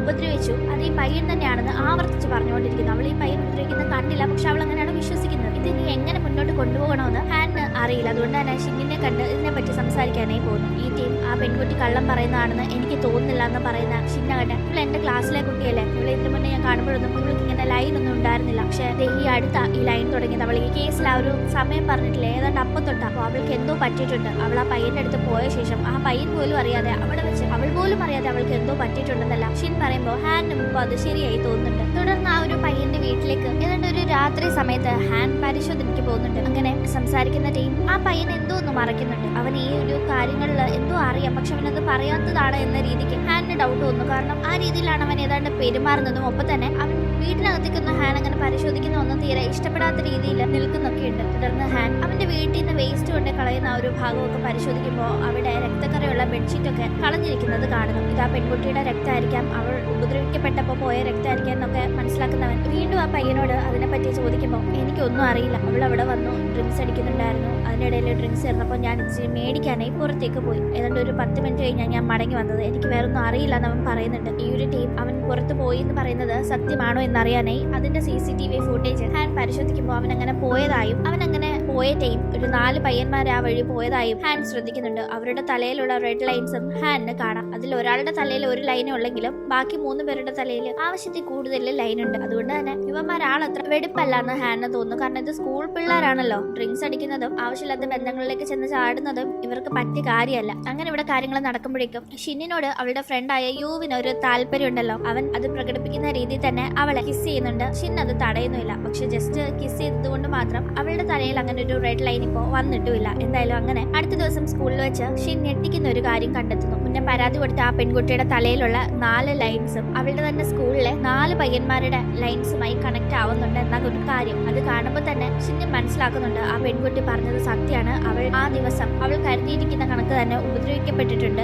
പക്ഷെ അവൾ കരുതിയ കണക്ക് അത് ചെയ്തത് ആ ഒരു ഒറ്റ പയ്യനല്ല, മറിച്ച് മറ്റ് 4 പയ്യന്മാരാണ്, അവന്മാർ ഇവരാണ് എന്ന ഒരു കാര്യം. വേഗം തന്നെ അത് ഹാനിനെ അറിയിക്കാനായി ഷിൻ ഫോൺ ചെയ്യുന്നുണ്ടെങ്കിലും ഹാൻ കോൾ അറ്റൻഡ് ചെയ്യുന്നില്ല. ഹാൻ അപ്പോഴേക്കും സ്കൂളിൽ എത്തിയിരുന്നു. ഷിന്നിന്റെ തൊട്ടടുത്ത് നിന്നുകൊണ്ടാണ് അവൻ കോൾ അറ്റൻഡ് ചെയ്യാഞ്ഞത്. ഷിന്നിപ്പോ ഇവിടെ ഈ ഒരു കാര്യം കണ്ടുപിടിച്ച കണക്ക് തന്നെ കഴിഞ്ഞ ദിവസം CCTV ഫുട്ടേജ് പരിശോധിച്ചപ്പോഴും ഹാനിന് കാര്യങ്ങൾ ഏതാണ്ട് ഇങ്ങനെയൊക്കെയാണ് എന്നത് മനസ്സിലായിരുന്നു. അതുകൊണ്ട് തന്നെ ഹാൻ നേരിട്ട് ബാക്കി കാര്യങ്ങൾക്കായി ഇന്ന് സ്കൂളിലേക്ക് എത്തിയിരിക്കുകയാണ്. അങ്ങനെ ആ പയ്യന്മാരെ ഹാൻ ക്വസ്റ്റ്യൻ ചെയ്യുന്നുണ്ട് മാറ്റി നിർത്തി. ഈ ടീം അവരൊക്കെ ഒട്ടും കൂസലില്ലാതെ പിടിച്ചു നിൽക്കുന്നുണ്ടെങ്കിലും കൂട്ടത്തില് ഒരേ ഒരു റെഡ് ലൈൻ മാത്രമുള്ള ആ പയ്യനുണ്ടല്ലോ, അവനൊരു നടുക്കുണ്ട്. അത് മനസ്സിലാക്കുന്ന ഹാൻ ബാക്കി പയ്യന്മാരെ വിട്ടിട്ട് ആ പയ്യനെ മാത്രം ചോദ്യം ചെയ്യാണ്. ആദ്യമൊന്നും അവൻ പറയുന്നില്ലെങ്കിലും പിന്നീട് അല്ല എന്റെ ഫ്രണ്ട്സ് എന്ത് ചെയ്യും, അവരെന്ത് ചെയ്യും, എനിക്ക് അവരെ കാണണം എന്നൊക്കെ പറഞ്ഞ് അവൻ ടെൻഷൻ ആകുമ്പോഴേക്കും അവൻ ഇത് ആദ്യമായിട്ടാണ് ഇങ്ങനെ ഒരു കാര്യം ചെയ്യുന്നത്. കൂടെയുള്ള മറ്റ് 3 പേർക്കും ഇത് ശീലമുള്ള കാര്യമാണ്. അതുകൊണ്ടാണല്ലോ അവർക്ക് റെഡ് ലൈറ്റ്സ് ഉള്ളത് എന്നറിയാവുന്ന ഹാൻ ഇവന്റെ ആ ഒരു പേടി ഒന്ന് ഇളക്കി വിട്ടാൽ ഇവനെ കൊണ്ട് സത്യം പറയിക്കാൻ എളുപ്പമായിരിക്കുമെന്ന് അറിയാവുന്നത് കൊണ്ട് തന്നെ ആ രീതിക്ക് സംസാരിക്കുന്നുണ്ട്. അല്ല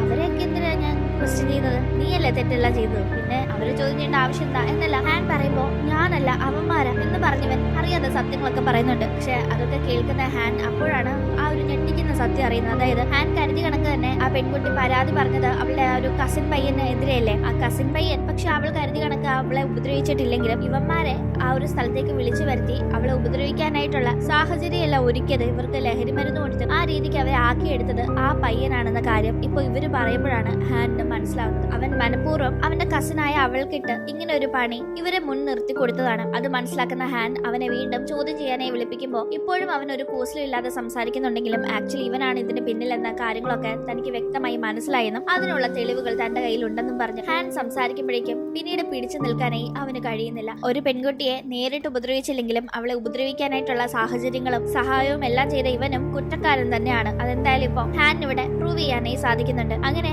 ഈ ഒരു കാര്യങ്ങൾക്ക് ഒരു തീരുമാനം ഉണ്ടാക്കി കഴിയുമ്പോഴാണ് ഹാൻ ഹോസ്പിറ്റലിൽ കഴിയുന്ന അച്ഛനെ കാണാനായി പോകുന്നത്. ചില മാനസിക ബുദ്ധിമുട്ടുകൾ നേരിടുന്ന ഒരാളാണല്ലോ ഹാന്റെ അച്ഛൻ. അങ്ങനെ അവിടെ ചെല്ലുമ്പോൾ അച്ഛനെ കാണുന്നില്ല. അച്ഛനെ ആരോ വന്ന് കൂട്ടിക്കൊണ്ടുപോയി എന്നതാണ് അന്വേഷിക്കുമ്പോൾ അറിയുന്നത്. എന്റെ അച്ഛനെ ഞാനല്ലാതെ വേറെ ആരെങ്കിലും വന്നാൽ നിങ്ങൾ കൂടെ പറഞ്ഞു വിടുമെന്നെല്ലാം ഹാനിന് പെട്ടെന്ന് ഭയങ്കരമായി ദേഷ്യം വരുന്നുണ്ട്. കാരണം ഹോസ്പിറ്റലിലുള്ളവര് തീരെ ഉത്തരവാദിത്തമില്ലാതെ പെരുമാറിയതുകൊണ്ടല്ലേ തന്റെ അച്ഛൻ ഇപ്പൊ മിസ്സായത് എന്ന ഒരു രീതിക്ക് ആരാണ് തന്റെ അച്ഛനെ കൂട്ടിക്കൊണ്ടുപോയതെന്ന് അറിയാനായി വേഗം തന്നെ ഹാൻ CCTV ഫുട്ടേജ് ഒക്കെ പരിശോധിക്കുന്നു. ആ ടീം ഒരു ലേഡി തന്റെ അച്ഛനെ കൂട്ടിക്കൊണ്ടു പോകുന്നതും ആ ലേഡി അച്ഛനെ കാറിൽ കയറ്റുന്ന ടീം CCTVയിലെ മുഖം പതിയുന്ന രീതിയിൽ തന്നെ നോക്കിച്ചിരിക്കുന്നത് കണ്ട് ഹാൻ ഞെട്ടാണ്. കാരണം അത് മറ്റാരും ആയിരുന്നില്ല, ആ ടീച്ചറായ ലിയാണ്. ഇവരെന്തിനാ എന്റെ അച്ഛനെ കൂട്ടിക്കൊണ്ടു പോകുന്നത്, ഇവരാണോ നടക്കുന്ന എല്ലാ കാര്യങ്ങൾക്കും പിന്നിലെന്നെല്ലാം ഹാനിന് വളരെ ഡൗട്ട് തോന്നുന്നു. ഇതേ സമയം തന്നെ ഹാന്റെ ഫോണിലേക്ക് ഹോസ്പിറ്റലിൽ കിടക്കുന്ന കങ്ങിന്റെ ഒരു ചിത്രം വരുന്നുണ്ട്. പെട്ടെന്ന് ഇനി അവർ കങ്ങിനെ വല്ല ഉപദ്രവിക്കുമെന്ന് പേടിച്ച് ഹാൻ നേരെ കങ്ങിനെ കാണാനായി പോകുമ്പോൾ അവൾ സേഫായി ബെഡിൽ തന്നെയുണ്ട്. പക്ഷെ അവിടെ മറ്റൊരു ഞെട്ടിക്കുന്ന കാര്യം ഹാൻ കാണുന്നു. മറ്റൊന്നുമല്ല, കങ്ങിന്റെ തലയുടെ മുകളിൽ ഒരു റെഡ് ലൈൻ ഉണ്ടല്ലോ, ആ ഒരു ലൈൻ ഇപ്പൊ തൊട്ടപ്പുറത്തെ റൂമിലുള്ള ആരുമായി കണക്ട് ആവുന്നതായി ഹാനിന് മനസ്സിലാവുന്നുണ്ട്. കാരണം സാധാരണ ഒരാളെ കാണുമ്പോൾ അയാളുടെ തലയുടെ മുകളിലെ റെഡ് ലൈൻ നേരെ മുകളിലേക്കാണ് പോകുന്നത്. അടുത്ത ആരെങ്കിലും ഉണ്ടെങ്കിലാണ് അവരുടെ ലൈനുമായി കണക്ട് ആവുന്ന രീതിയിൽ ഇങ്ങനെ ചെരിഞ്ഞു പോകുന്നത്. അതുകൊണ്ട് തന്നെ അപ്പുറത്ത് ആരുണ്ട്, ആളുമായിട്ടാണ് കങ്ങിന് ഫിസിക്കൽ റിലേഷൻ ഉണ്ടായിട്ടുള്ളത്. അത് കണക്ട് ആവുന്നതെന്ന് മനസ്സിലാക്കുന്ന ഹാൻ അപ്പുറത്ത് ആരുള്ളതെന്ന് ചെന്ന് നോക്കുമ്പോൾ അവിടെ കാണുന്നത് അവന്റെ സ്വന്തം അച്ഛനെയാണ്, അതായത് ഈ കങ്ങിന്റെ മുത്തശ്ശനെ. ഹാനിന് ഇത് വിശ്വസിക്കണോ, ഇത് സത്യമാണോ എന്നൊന്നും മനസ്സിലാവാത്ത ഒരു മരവിച്ച ഒരു സിറ്റുവേഷൻ ആയിരുന്നു അത്. കാരണം സ്വന്തം മുത്തശ്ശനാണ്, അതുകൊണ്ട് തന്നെ അവനത് ചിന്തിക്കാൻ പോലും വയ്യ. എന്തായാലും അയാളാകട്ടെ പെട്ടിക്കിടക്കുന്ന കങ്ങിന്റെ അടുത്ത് വന്ന് അവളുടെ കവിളിലൊക്കെ തലോടി പേര് വിളിക്കുമ്പോൾ ഹാനിന് വല്ലാതെ ദേഷ്യവും അറപ്പും വരുന്നുണ്ട്. അതുകൊണ്ട് തന്നെ നേരെ ചെന്ന് അയാൾക്കിട്ട് നല്ലൊരു അടി കർണത്ത് തന്നെ വെച്ചു കൊടുക്കുന്നുണ്ട്. സ്വന്തം അച്ഛനാണെന്ന് പോലും ചിന്തിക്കേണ്ട ഒരു ആവശ്യവും ഹാനിന് അവിടെയില്ല. കാരണം അമ്മാതിരി പണിയാണ് അയാൾ കാണിച്ചു വെച്ചിരിക്കുന്നതെന്ന് അവന് മനസ്സിലായിട്ടുണ്ട്. എന്തായാലും ഹാൻ ഭയങ്കര സങ്കടത്തിലും ദേഷ്യത്തിലും ഒക്കെയാണ് അവിടെ നിൽക്കുന്നത്. ഹാന്റെ അച്ഛൻ മാനസിക രോഗി ആയതുകൊണ്ട് തന്നെ ആളിപ്പോ എന്തൊക്കെയോ അവിടെ കിടന്ന് പുലമ്പുന്നുണ്ടെങ്കിലും അവൻ കങ്ങിന്റെ കാര്യം ഓർത്ത് ഭയങ്കര സങ്കടത്തിൽ തന്നെയാണ്. അങ്ങനെ ഇവിടെ കാര്യങ്ങൾ നടക്കുമ്പോഴേക്കും ഹാനിന് ഒരു ഫോൺ കോൾ വരുന്നുണ്ട്. വിളിച്ചിരിക്കുന്നത് ഷിന്നാണ്. സാർ എത്രയും പെട്ടെന്ന് തന്നെ ഹെൽപ്പ് ചെയ്യണമെന്നാണ് ഷിൻ ആവശ്യപ്പെടുന്നത്. അവൾക്ക് എന്താണ് പറ്റിയതെന്ന് അറിയില്ല, പക്ഷെ അവൾ ആകെ കയ്യിലൊക്കെ രക്തക്കറയായിട്ട് എവിടെയോ ഇരിക്കുകയാണെന്ന് മനസ്സിലാക്കാം. അങ്ങനെ പിന്നീട് നമ്മളൊരു ലേഡിയെ കാണുമ്പോൾ അവരുടെ ഒരു വീഡിയോ ഇപ്പോൾ ലീക്ക് ആയിരിക്കുന്നു. അവർ മറ്റൊരാളുമായി റിലേഷനിൽ ഉണ്ടായിരുന്ന ആ ഒരു വീഡിയോ ഒക്കെ ലീക്ക് ആയ ശേഷം മറ്റുള്ളവർ ഇവരെ ഭയങ്കര ഹറാസ് ചെയ്യുന്ന രീതിയിൽ നോക്കുന്നു, സംസാരിക്കുന്നു, കമന്റ് അടിക്കുന്നു എന്നൊക്കെ തോന്നുന്നവർക്ക് ഭയങ്കരമായ നാണക്കേടൊക്കെ ഉണ്ടാവുന്നുണ്ട്. അവരങ്ങനെ മടിക്കാമെന്ന് തീരുമാനിക്കുന്നുണ്ടെങ്കിലും അതിനവർക്ക് സാധിക്കുന്നില്ല. അപ്പോഴേക്കും അവരെ ലീ തടയാണ്. കാഷ്വലായി അവരോട് സംസാരിക്കുന്ന ലീ അവർക്ക് ഒരു കണ്ണടയെ നൽകി പോകുന്നത് നമുക്ക് കാണാം. ഇത് എന്റെ കണ്ണടയല്ല, ഞാൻ കണ്ണട വെക്കാറില്ല എന്നല്ല അവർ പറയുന്നുണ്ടെങ്കിലും വെച്ചോ ആവശ്യം വരുമെന്നും പറഞ്ഞ് ലീ പോകുന്നുണ്ട്. തുടർന്ന് ആ കണ്ണട വെച്ച് നോക്കുന്നവർക്ക് മറ്റുള്ളവരുടെ തലയിലെ റെഡ് ലൈൻ കാണാം. തന്റെ രഹസ്യം ഇങ്ങനെ പരസ്യമായ ശേഷം മറ്റുള്ളവരുടെ നോട്ടവും കുത്തുവാക്കും സഹിക്കാതെ മരിക്കാമെന്ന് തീരുമാനിച്ച അവർക്ക് ഇപ്പൊ മറ്റുള്ളവരുടെ രഹസ്യങ്ങൾ ഇതുപോലെ മനസ്സിലാക്കാനായി ഒരു അവസരം കിട്ടിയപ്പോൾ മരിക്കാം എന്നുള്ളവരുടെ ആറ്റിറ്റ്യൂഡ് തന്നെ മാറി. ബാക്കിയുള്ളവരെ ഞാൻ കാണിച്ചു കൊടുക്കാം എന്ന ഒരു രീതിക്ക് ആവുന്നുണ്ട്. എന്തായാലും ഇവിടെ ഇങ്ങനെ കാര്യം നടക്കുമ്പോഴേക്കും നമ്മൾ എന്താണ് ഷിന്നിനെ സംഭവിച്ചതെന്ന് കാണുമ്പോൾ ഷിൻ ആക്ച്വലി അവൾക്ക് ഒരു റെഡ് ലൈൻ വേണം, അവൾക്കും ഒരു ഫിസിക്കൽ റിലേഷൻഷിപ്പ് വേണം എന്ന രീതിക്ക് മനസ്സിൽ തീരുമാനിച്ചുറപ്പിക്കുന്നുണ്ട്. ഒരുപക്ഷെ അവൾക്ക് റെഡ് ലൈൻ ഒന്നും തലയുടെ മുകളിൽ ഇല്ലാത്തത് കൊണ്ടായിരിക്കാം മറ്റുള്ളവരുടെ റെഡ് ലൈൻ കാണാൻ സാധിക്കുന്നത്. അപ്പൊ അങ്ങനെ ഒരു ലൈൻ വന്ന ആ ഒരു ബുദ്ധിമുട്ട് മാറുമല്ലോ എന്ന രീതിക്ക് അവൾ യൂവിനെ വിളിച്ചു വരുത്തുന്നുണ്ട്. അങ്ങനെ അവനോട് കാര്യം പറയുമ്പോൾ നീ എന്നോടുള്ള താല്പര്യം കൊണ്ടാണോ ഞാനുമായി ഇപ്പൊ ഒരു റിലേഷൻ വേണോന്ന് ആവശ്യപ്പെടുന്നത്, അതോ നിനക്ക് റെഡ് ലൈൻ വരുമോ, ഈ മറ്റുള്ളവരുടെ റെഡ് ലൈൻ കാണാതിരിക്കുമോ എന്ന എക്സ്പെരിമെന്റിന് വേണ്ടിയാണോ എന്ന് അവൻ എടുത്ത് ചോദിക്കുമ്പോൾ എനിക്ക് നിന്നെ വളരെ ഇഷ്ടമാണ്. ആക്ച്വലി അവനോട് താല്പര്യമുള്ളത് കൊണ്ട് തന്നെ അവളത് ഓപ്പണായി പറയുമ്പോൾ അവനൊരു മടിയും പേടിയും ഉണ്ടെങ്കിലും അവനോടൊരു താല്പര്യം ഉള്ളത് കൊണ്ട് തന്നെ അങ്ങനെ അവരവിടെ ടൈം സ്പെൻഡ് ചെയ്യാണ്. രണ്ടുപേരുടെയും തലയിൽ അങ്ങനെ ആദ്യമായി അപ്പോൾ റെഡ് ലൈൻ വരുന്നു. അത് പരസ്പരം കണക്ട് ചെയ്തുള്ള ഒരു റെഡ് ലൈൻ. രണ്ടുപേർക്കും പരസ്പരം ഭയങ്കരമായ ഒരു താല്പര്യം ഉള്ളത് കൊണ്ട് തന്നെ അവർ വളരെ ഹാപ്പി അവിടെ ടൈം സ്പെൻഡ് ചെയ്ത് പുറത്തേക്ക് പോകുന്ന ടൈം നമുക്ക് വല്ലതും കഴിച്ചാലോ എന്ന് യു ചോദിക്കുന്നുണ്ട്. ഈ ലാസ്റ്റ് ബസ്സിനുള്ള സമയം ഒന്ന് പോയാൽ പിന്നെ വീട്ടിൽ പോകാൻ പാടാണെന്ന് ഷിൻ പറയുമ്പോൾ എന്നാലും വല്ലതും കഴിച്ചിട്ട് പോകാമെന്ന് പറഞ്ഞ് അവളെ അവിടെ നിർത്തി ഫുഡ് മേടിച്ചിട്ട് വരാമെന്ന് പറഞ്ഞ് അവൻ പോകുന്നുണ്ട്. അവൾ വളരെ ഹാപ്പിയായി അങ്ങനെ തനിക്ക് ഒരു ലൈനൊക്കെ സെറ്റ് ആയി എന്നുള്ള ഒരു സന്തോഷത്തിൽ ഇങ്ങനെ നിൽക്കുമ്പോഴേക്കും ലൈൻ എന്ന് അവൾ ഉദ്ദേശിക്കുന്നത് തലയുടെ മുകളിലുള്ള ലൈൻ മാത്രമല്ല റിലേഷൻ എന്ന ഒരു രീതിയിലും കൂടിയാണ്. പക്ഷെ അവൾ അവിടെ നിൽക്കുമ്പോഴേക്കും ആ സന്തോഷം എല്ലാം നശിക്കുന്ന രീതിയിൽ അടുത്ത നിമിഷം വലിയൊരു ശബ്ദം കേൾക്കുന്നുണ്ട്. ഞെട്ടിത്തിരിഞ്ഞു നോക്കുമ്പോൾ അവിടെ അപകടത്തിൽ പെട്ടുകിടക്കുന്ന യുവിനെയാണ് കാണുന്നത്. അവൻ അവൾക്കുള്ള ഫുഡ് മേടിച്ചുകൊണ്ട് വരുന്ന ടൈം അവിടെ കൺസ്ട്രക്ഷൻ നടക്കുന്ന ഒരു സ്ഥലത്തിന്റെ അടിയിലൂടെയാണ് നടന്നു വന്നത്. ആ ടൈം മുകളിൽ നിന്ന് കമ്പി നേരെ താഴേക്ക് അവന്റെ ശരീരം തുളച്ചു കയറുന്ന രീതിയിൽ വന്നു വീണ് അവൻ അവിടെ വളരെ കൊടൂരമായി മരണപ്പെട്ടിരിക്കുകയാണ്. ആ കാഴ്ച കണ്ട് അവൾ ആകെ തകർന്നു പോകുന്നു. അവളുടെ കൂടെ അവൻ ഉണ്ടായിരുന്നത് കൊണ്ടാകാം അവൻ മരിച്ചതെന്ന ഭയങ്കര കുറ്റബോധം അവൾക്കുണ്ടാവുന്നു. കാരണം അവൾ കാരണം അമ്മ അച്ഛനെ കുത്തിക്കൊന്നു, പിന്നീട് അമ്മയും ജീവനോടെ ഉണ്ടോ എന്ന് പോലും അവൾക്ക് അറിയാത്ത അവസ്ഥയിലേക്ക് കാര്യങ്ങൾ മാറി. പിന്നീട് അവള് ആരുമായിട്ട് അങ്ങനെ ഒരു കൂട്ടും ഉണ്ടായിരുന്നില്ല. പക്ഷെ ഇപ്പൊ അതേ കൂട്ടുകൂടിയ പയ്യനും അത് റിലേഷൻഷിപ്പിൽ ഇപ്പൊ ആയ ഉടനെ തന്നെ അവനും ഇങ്ങനെ മരിച്ചിരിക്കുന്നു. ആകെ തകർന്ന് അവൾ വേഗം തന്നെ ഹാനിനെ വിളിക്കുന്നുണ്ട് ഹെൽപ്പിനായി. അങ്ങനെ ഹാൻ എത്തുമ്പോഴേക്കും മറ്റൊരു കാര്യം കൂടി, യുവും ഷിന്നും പിന്നെ ഒരു പെൺകുട്ടിയും കൂടിയല്ലേ ഇപ്പൊ ഫ്രണ്ട്സ് ആയിട്ടുണ്ടായിരുന്നത്. ആ പെൺകുട്ടിയുടെ പേര് ജിൻ എന്നാണ്. ജിന്നെ അവരുടെ ക്ലാസ് റൂമിൽ കെട്ടിയിട്ടിരിക്കുന്ന രീതിയിൽ ഒരു ഫോട്ടോ ആരോ ഷിന്നിനെ അയച്ചിരിക്കുന്നു. അത് കണ്ട് വേഗം ഹാനിനെ കൂട്ടി സ്കൂളിന്റെ അവിടേക്ക് ജിന്നിനെ ഹെൽപ്പ് ചെയ്യാൻ ഏഷ്യൻ പോകാൻ വരുമ്പോഴേക്കും നിന്റെ ക്ലാസ് ടീച്ചറാണ് ഇതിനൊക്കെ പിന്നില്, പുള്ളിക്കാരി ഏതോ രീതിയിൽ ഈ നടക്കുന്ന കാര്യങ്ങളുമായി സംബന്ധപ്പെട്ടിരിക്കുന്നു എന്ന് മനസ്സിലാക്കിയ കാര്യങ്ങൾ ഹാൻ ഷിന്നിനോട് പറയുന്നുണ്ട്. അങ്ങനെ അവർ സ്കൂളിന്റെ അവിടേക്ക് എത്തുമ്പോഴേക്കും ആ പെൺകുട്ടിയെ രക്ഷപ്പെടുത്താനേ പോകുന്ന ടൈം ഇവർ രണ്ട് വഴിയിൽ സ്പ്ലിറ്റ് ആയി പോവാണ്. ഷിൻ നേരെ എത്തുന്നത് ക്ലാസ് റൂമിലാണ്. ആ പെൺകുട്ടിയെ കെട്ടിയിട്ടിരിക്കുന്ന നിലയിൽ കണ്ട് വേഗം തന്നെ കെട്ടൊക്കെ കഴിച്ച് അവിടെ നിന്ന് കൊണ്ടുപോകാനായി ഷിൻ നോക്കുന്നുണ്ട്. പക്ഷെ അപ്പോഴേക്കും ഹാൻ എവിടെ പോയിന്ന് കാണുന്നില്ല. ഹാനെ വിളിച്ചൊക്കെ നോക്കുന്നുണ്ടെങ്കിലും ഹാൻ കേൾക്കുന്നതായി ഒരു റെസ്പോൺസും ഇല്ല. ഹാനെ കാണുന്നില്ല. അതുകൊണ്ട് തന്നെ നമുക്ക് ഇവിടുന്ന് എങ്ങനെയും പുറത്തെടുക്കാന്ന് പറഞ്ഞ് ജിന്നുമായി ഷിൻ പുറത്തേക്ക് കടക്കാനേ ഒരുങ്ങുമ്പോഴേക്കും ഹാൻ അവിടെ തന്നെ ഉണ്ട്. പക്ഷെ ഹാനും ഇവരെ കാണുന്നില്ല. ഇവർ പറയുന്നൊന്നും ഹാനും കേൾക്കാൻ കഴിയുന്നില്ല. രണ്ടുപേരും ഒരേ ഇടങ്ങളിലാണ് ഉള്ളതെങ്കിലും രണ്ടിടങ്ങളിലുള്ള കണക്കാണ് ഇപ്പൊ ഫീൽ ആവുന്നത്. അങ്ങനെ ഇവിടുന്ന് പുറത്തു കിടക്കാനായി ഷിന്നും ജിന്നും നോക്കുമ്പോൾ അവർ എത്ര സ്റ്റെപ്പ് ഇറങ്ങി താഴേക്ക് വരാൻ നോക്കിയാലും അവർ അതേ ഫ്ലോറിൽ തന്നെ ഒരു ലൂപ്പിൽ പെട്ടിരിക്കുകയാണ് എന്ന രീതിക്ക് അവർക്ക് ഫീൽ ആവുന്നു. എന്ത് ഇത് ഒന്നും മനസ്സിലാവുന്നില്ലല്ലോ ഒന്ന് പേടിച്ച് വേഗം റൂഫ് ടോപ്പിന്റെ അങ്ങോട്ടേക്ക് അവർ ഓടി ചെല്ലുന്നുണ്ട്. ഇതേ ടീം തന്നെ ഇവരെ അന്വേഷിച്ച് നടക്കുന്ന ഹാൻ ആകട്ടെ ഇരുട്ടുള്ള ഒരു സ്ഥലത്താണ് ഇപ്പോൾ വന്നു പെട്ടിരിക്കുന്നത്. അവിടെ എത്തിയവന് താൻ വേറെ ഒരു ലോകത്ത് വന്നു പെട്ടതാണോ അതോ തന്റെ ഇല്യൂഷൻ ആണോ ഈ കാര്യങ്ങളെന്ന് തോന്നിക്കുന്ന രീതിയിൽ മനസ്സിലാവാതെ വളരെ കൺഫ്യൂസ്ഡ് ആയി നിർത്തുന്ന രീതിയിൽ ചില കാര്യങ്ങളാണ് അവിടെ കാണാനായി സാധിക്കുന്നത്. അവിടെ വെളുത്ത വസ്ത്രം ധരിച്ച കുറച്ച് പേരെ ഹാൻ കാണുന്നുണ്ട്. ഏതാണ്ട് ഭ്രമത്തിൽപ്പെട്ട് നിൽക്കുന്ന കണക്കാണ് അവനിപ്പോ തോന്നുന്നത്. ആ കൂട്ടത്തിൽ നമ്മൾ കാണുന്നത് ഈ ലാസ്റ്റ് ആയിട്ട് ലീ കണ്ണട കൊടുത്ത ഒരു ലേഡി ഉണ്ടല്ലോ, ഒരു കോഫി ഷോപ്പിൽ വർക്ക് ചെയ്യുന്ന ലേഡിയുടെ വീഡിയോ ലീക്ക് ആയതിനെ തുടർന്ന് അവർ മരിക്കാനായി തീരുമാനിച്ചപ്പോൾ അവരെ മരിക്കാതെ ജീവിക്കണം എന്ന് പറഞ്ഞ് കണ്ണട കൊടുത്ത് അവരെ കളിയാക്കിയവരുടെ ആ ഒരു രഹസ്യങ്ങള് അവർക്ക് മനസ്സിലാവുന്ന രീതിയിലേക്ക് കൊണ്ടുപോയ സീൻ നമ്മൾ കണ്ടിരുന്നില്ലേ? ആ ലേഡിയാണ് ഇപ്പൊ സംസാരിക്കുന്നത്. ഞാനും മരിക്കണമെന്ന് വിചാരിച്ചതാണ്, പക്ഷെ ഇത് കിട്ടിയ ശേഷം എന്റെ ലൈഫ് മാറി മറിഞ്ഞു എന്ന് അവർ പറയുന്ന ടീമാണ് നമ്മൾ ആ ഒരു സീനൊക്കെ കാണുന്നത്. ലീ ഈ ഒരു കണ്ണട ആ ലേഡിക്ക് കൊടുത്ത ശേഷം അവർ ആ കണ്ണട ഇട്ട് ബാക്കിയുള്ളവരുടെ തലയ്ക്ക് മുകളിലെ റെഡ് ലൈൻ കണ്ടു തുടങ്ങിയ ശേഷം വീണ്ടും ലീയും ഇവരും കണ്ടുമുട്ടുന്നു. നിനക്കിപ്പോ എന്ത് തോന്നുന്നു? നീ മറ്റുള്ളവരുടെ തലയിൽ കാണുന്ന ആ ഒരു ലൈൻ ഇല്ലേ, അത് ഈ കണ്ണട വെച്ച ശേഷമാണ് നിനക്ക് കാണാൻ സാധിക്കുന്നതെങ്കിലും കുറച്ച് കഴിയുമ്പോൾ ഈ കണ്ണട ഇല്ലാതെ അത് കാണാൻ സാധിക്കും. അങ്ങനെ നിന്റെ തലയുടെ മുകളിലെ ഈ ലൈൻസ് ബാക്കിയുള്ളവര് കണ്ണട ഇല്ലാതെ കാണും. തുടർന്ന് അവർ ഇതിന്റെ പേരിൽ നിന്നെ കുത്തി നോക്കും. അതുകൊണ്ട് നിന്റെ തലയ്ക്ക് മുകളിലുള്ള ഈ ഒരു ലൈൻ ഇല്ലാണ്ടാക്കണമെങ്കിൽ നീ ഈ ലൈൻസ് ആരൊക്കെ ആയിട്ടുള്ള ബന്ധം കൊണ്ടാണോ നിനക്ക് ഉണ്ടായത് അവരുടെ ഒക്കെ കഥ കഴിക്കണം. അതേ ഉള്ളൂ ഒരു വഴിയെന്നല്ല. അല്ലെ ആ ലേഡിയുടെ മനസ്സ് മാറ്റുന്നുണ്ട്. അവരെ ഒരു കൊലപാതകി ആക്കാനായിട്ടുള്ള എല്ലാ മോട്ടിവേഷനും നൽകുന്നുണ്ട്. ഇവിടെ ഇങ്ങനെ കാര്യങ്ങൾ നടക്കുമ്പോഴേക്കും നമുക്ക് ഷിന്നിനെയും ജിന്നിനെയും കാണാം. ഷിന്നാറ്റെയും ജിന്നിനോട് എനിക്ക് എന്ത് പറയണമെന്നറിയില്ല, പക്ഷെ എനിക്ക് വലിയൊരു രഹസ്യമുണ്ട്. കുട്ടിക്കാലം മുതലേ ഞാൻ എന്റെ ഉള്ളിൽ കൊണ്ട് നടക്കുന്ന രഹസ്യം എന്ന് പറഞ്ഞ് ആ ഒരു റെഡ് ലൈൻ കാണാൻ സാധിക്കുന്നതിനെ പറ്റി പറയാൻ തുടങ്ങുമ്പോഴേക്കും ജിൻ നീ എന്തിനെ പറ്റിയാ പറഞ്ഞു വരുന്നതെന്ന് ചോദിച്ചു. ഷിന്നിനെ നോക്കുന്ന ടീമാണ്. അവളുടെ മുഖത്ത് ആ കണ്ണട ഇരിക്കുന്ന കാര്യം ഷിൻ കാണുന്നത്. അവൾ ആകെ ഞെട്ടിപ്പോന്നു. നിനക്ക് ഈ കണ്ണട ആര് തന്നു എന്ന് ഷിൻ ചോദിക്കുമ്പോഴേക്കും എനിക്ക് തന്നത് ആരോ ആയിക്കോട്ടെ, പക്ഷെ നീ മരിച്ചു കഴിഞ്ഞാൽ ഈ റെഡ് ലൈൻ കാണുക എന്ന ഒരു കാര്യം ഇല്ലാണ്ടാവുന്ന പറയുന്ന കേട്ടല്ലോ, സത്യമാണോ എന്ന് അവൾ ചോദിക്കുമ്പോൾ നിന്നോട് ഇതൊക്കെ ആരാ പറഞ്ഞതെന്ന് ഷിൻ ചോദിക്കുന്ന ടീം നമ്മുടെ ടീച്ചറായ ലീ തന്നെയാണെന്ന് ജിൻ പറയുമ്പോൾ ഷിൻ ആകെ ഞെട്ടുന്നുണ്ട്. അപ്പോൾ ആ ടീച്ചർ ഒരു സാധാരണക്കാരിയല്ല. ഹാൻ പറഞ്ഞ കണക്ക് അവർക്ക് ഇതൊക്കെ എന്തോ വലിയ ബന്ധമുണ്ടെന്ന് തന്നെ ഷിന്നിന് തോന്നുന്നു. ഇതേ ടീം ഹാൻ നിൽക്കുന്നിടത്ത് ആ ആളുകൾക്ക് പുറമെ, അതായത് അവിടെ നിൽക്കുന്ന ആളുകളൊക്കെ തന്നെ ലീ കണ്ണട കൊടുത്ത് മറ്റുള്ളവരെ കൊല്ലാനായി പ്രേരിപ്പിച്ച മനസ്സ് മാറ്റിയെടുത്ത ആളുകളാണ്. അവർക്ക് പുറമെ അവിടെ ലീ ഇപ്പോൾ ഹാനിന് കാണാം. മുന്നേ ഹാൻ ലീയെ കണ്ടപ്പോ ഒരു റെഡ് ലൈൻ പോലും ലീയുടെ തലയുടെ മുകളിൽ ഉണ്ടായിരുന്നില്ല. പക്ഷെ ഇപ്പോൾ ഹാനിനുള്ളതിനേക്കാൾ ഒരുപാട്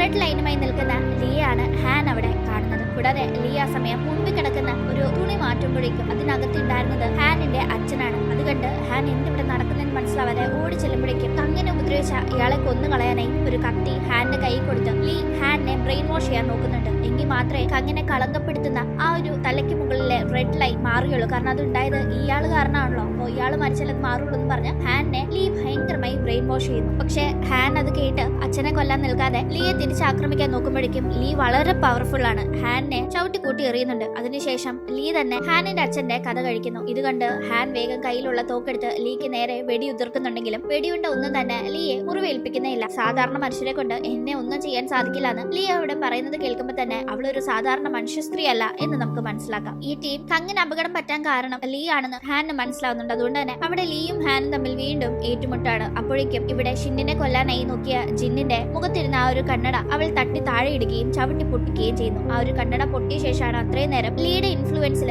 ഷിന്നിനെ കൊല്ലാനായി ഒരുങ്ങിയ ജിന്നിന് സ്വബോധം വരുന്നത്. എന്തിവിടെ നടക്കുന്നത്, നമ്മളിത് എവിടെയാണെന്നില്ല അവളൊന്നും മനസ്സിലാവാതെ ചോദിക്കുന്നു. പക്ഷെ അപ്പോഴേക്കും മുന്നേ ജിന്ന് ഉപദ്രവിക്കാൻ നോക്കിയതില്ല. ഷിന്നിന്റെ മുഖത്ത് പരിക്കേറ്റിരുന്നു. അതിൽ നിന്ന് പൊടിയുന്ന ചോര അത് താഴേക്ക് വീഴാതെ മുകളിലേക്ക് എങ്ങോട്ടോ പൊങ്ങി പോകുന്നത് കണ്ട് ഷിൻ നോക്കുമ്പോഴേക്കും അവളും ആ നിന്നിരുന്ന സ്ഥലത്ത് നിന്ന് ആ എസ് ലൈനിന്റെ ലോകത്തേക്ക് ചെന്നപ്പെടുകയാണ്. അതായത് ഹാനുള്ള അതേ സ്ഥലത്തേക്ക്. ഹാനും ഷിന്നും ഒക്കെ ഇപ്പോൾ ഈ സ്കൂൾ ബിൽഡിങ്ങിൽ തന്നെ ഒരേ സ്ഥലത്തായിരുന്നു ഉണ്ടായിരുന്നതെങ്കിലും അവർ രണ്ട് ലോകങ്ങളിൽ പെട്ട കണക്കായിരുന്നല്ലോ ഉണ്ടായിരുന്നത്. അങ്ങനെ ഹാൻ ഉള്ളിടത്തേക്ക് ഷിൻ വരുമ്പോൾ ലീ ഹാൻ ഉപദ്രവിക്കുന്ന കാഴ്ചയാണ് ഷിൻ കാണുന്നത്. ഷിന്നിന് ജന്മന റെഡ് ലൈൻ കാണാൻ സാധിക്കും. പക്ഷെ ബാക്കിയുള്ളവർക്ക് ലീ കൊടുത്ത് ഈ കണ്ണട വെക്കുമ്പോൾ മാത്രമാണ് കാണാൻ സാധിക്കുന്നത്. ലീ ഈ എസ് ലൈൻ ലോകത്തിലെ ഒരു ശക്തിയാണ്. അതുകൊണ്ട് കണ്ണട കൊടുത്ത് ബാക്കിയുള്ളവരുടെ ആ ഒരു സിറ്റുവേഷനെ ചൂഷണം ചെയ്ത് അവരെയും ഈ ലോകത്തേക്ക് എത്തിക്കുകയാണ് ലീ ചെയ്തുകൊണ്ടിരുന്നത്. ഇപ്പോൾ ഇവിടെ എത്തുന്ന ഷിൻ എന്തിനു ഇതൊക്കെ ചെയ്യുന്നതെന്ന് ലീയോട് ചോദിക്കുമ്പോഴേക്കും നീ ജന്മന ഈ എസ് ലൈൻ കാണാൻ സാധിക്കുന്ന ഒരാളല്ലേ, അത് ഒരു ശാപമായിട്ടല്ലേ നീ കാണുന്നത്? അങ്ങനെയല്ല, നീയാണ് ഏറ്റവും ഭാഗ്യം ചെയ്തവൾ, നീ ഈ ലോകത്തേക്ക് വരേണ്ടവളാണെന്നല്ല ലീ പറയുമ്പോഴേക്കും അല്ല, ഇതെനിക്കൊരു ശാപം തന്നെ. ഇതുമൂലമാണ് എനിക്ക് എന്റെ കുടുംബത്തെ നഷ്ടപ്പെട്ടത്, ഇതുമൂലമാണ് ഞാൻ സ്നേഹിച്ച ആളെ എനിക്ക് നഷ്ടപ്പെട്ടതെന്നല്ല ഷിൻ വളരെ സങ്കടപ്പെടുന്നു. ഇതിലുള്ള ഒരു പ്രധാന കാര്യം എന്താണെന്ന് വെച്ചാൽ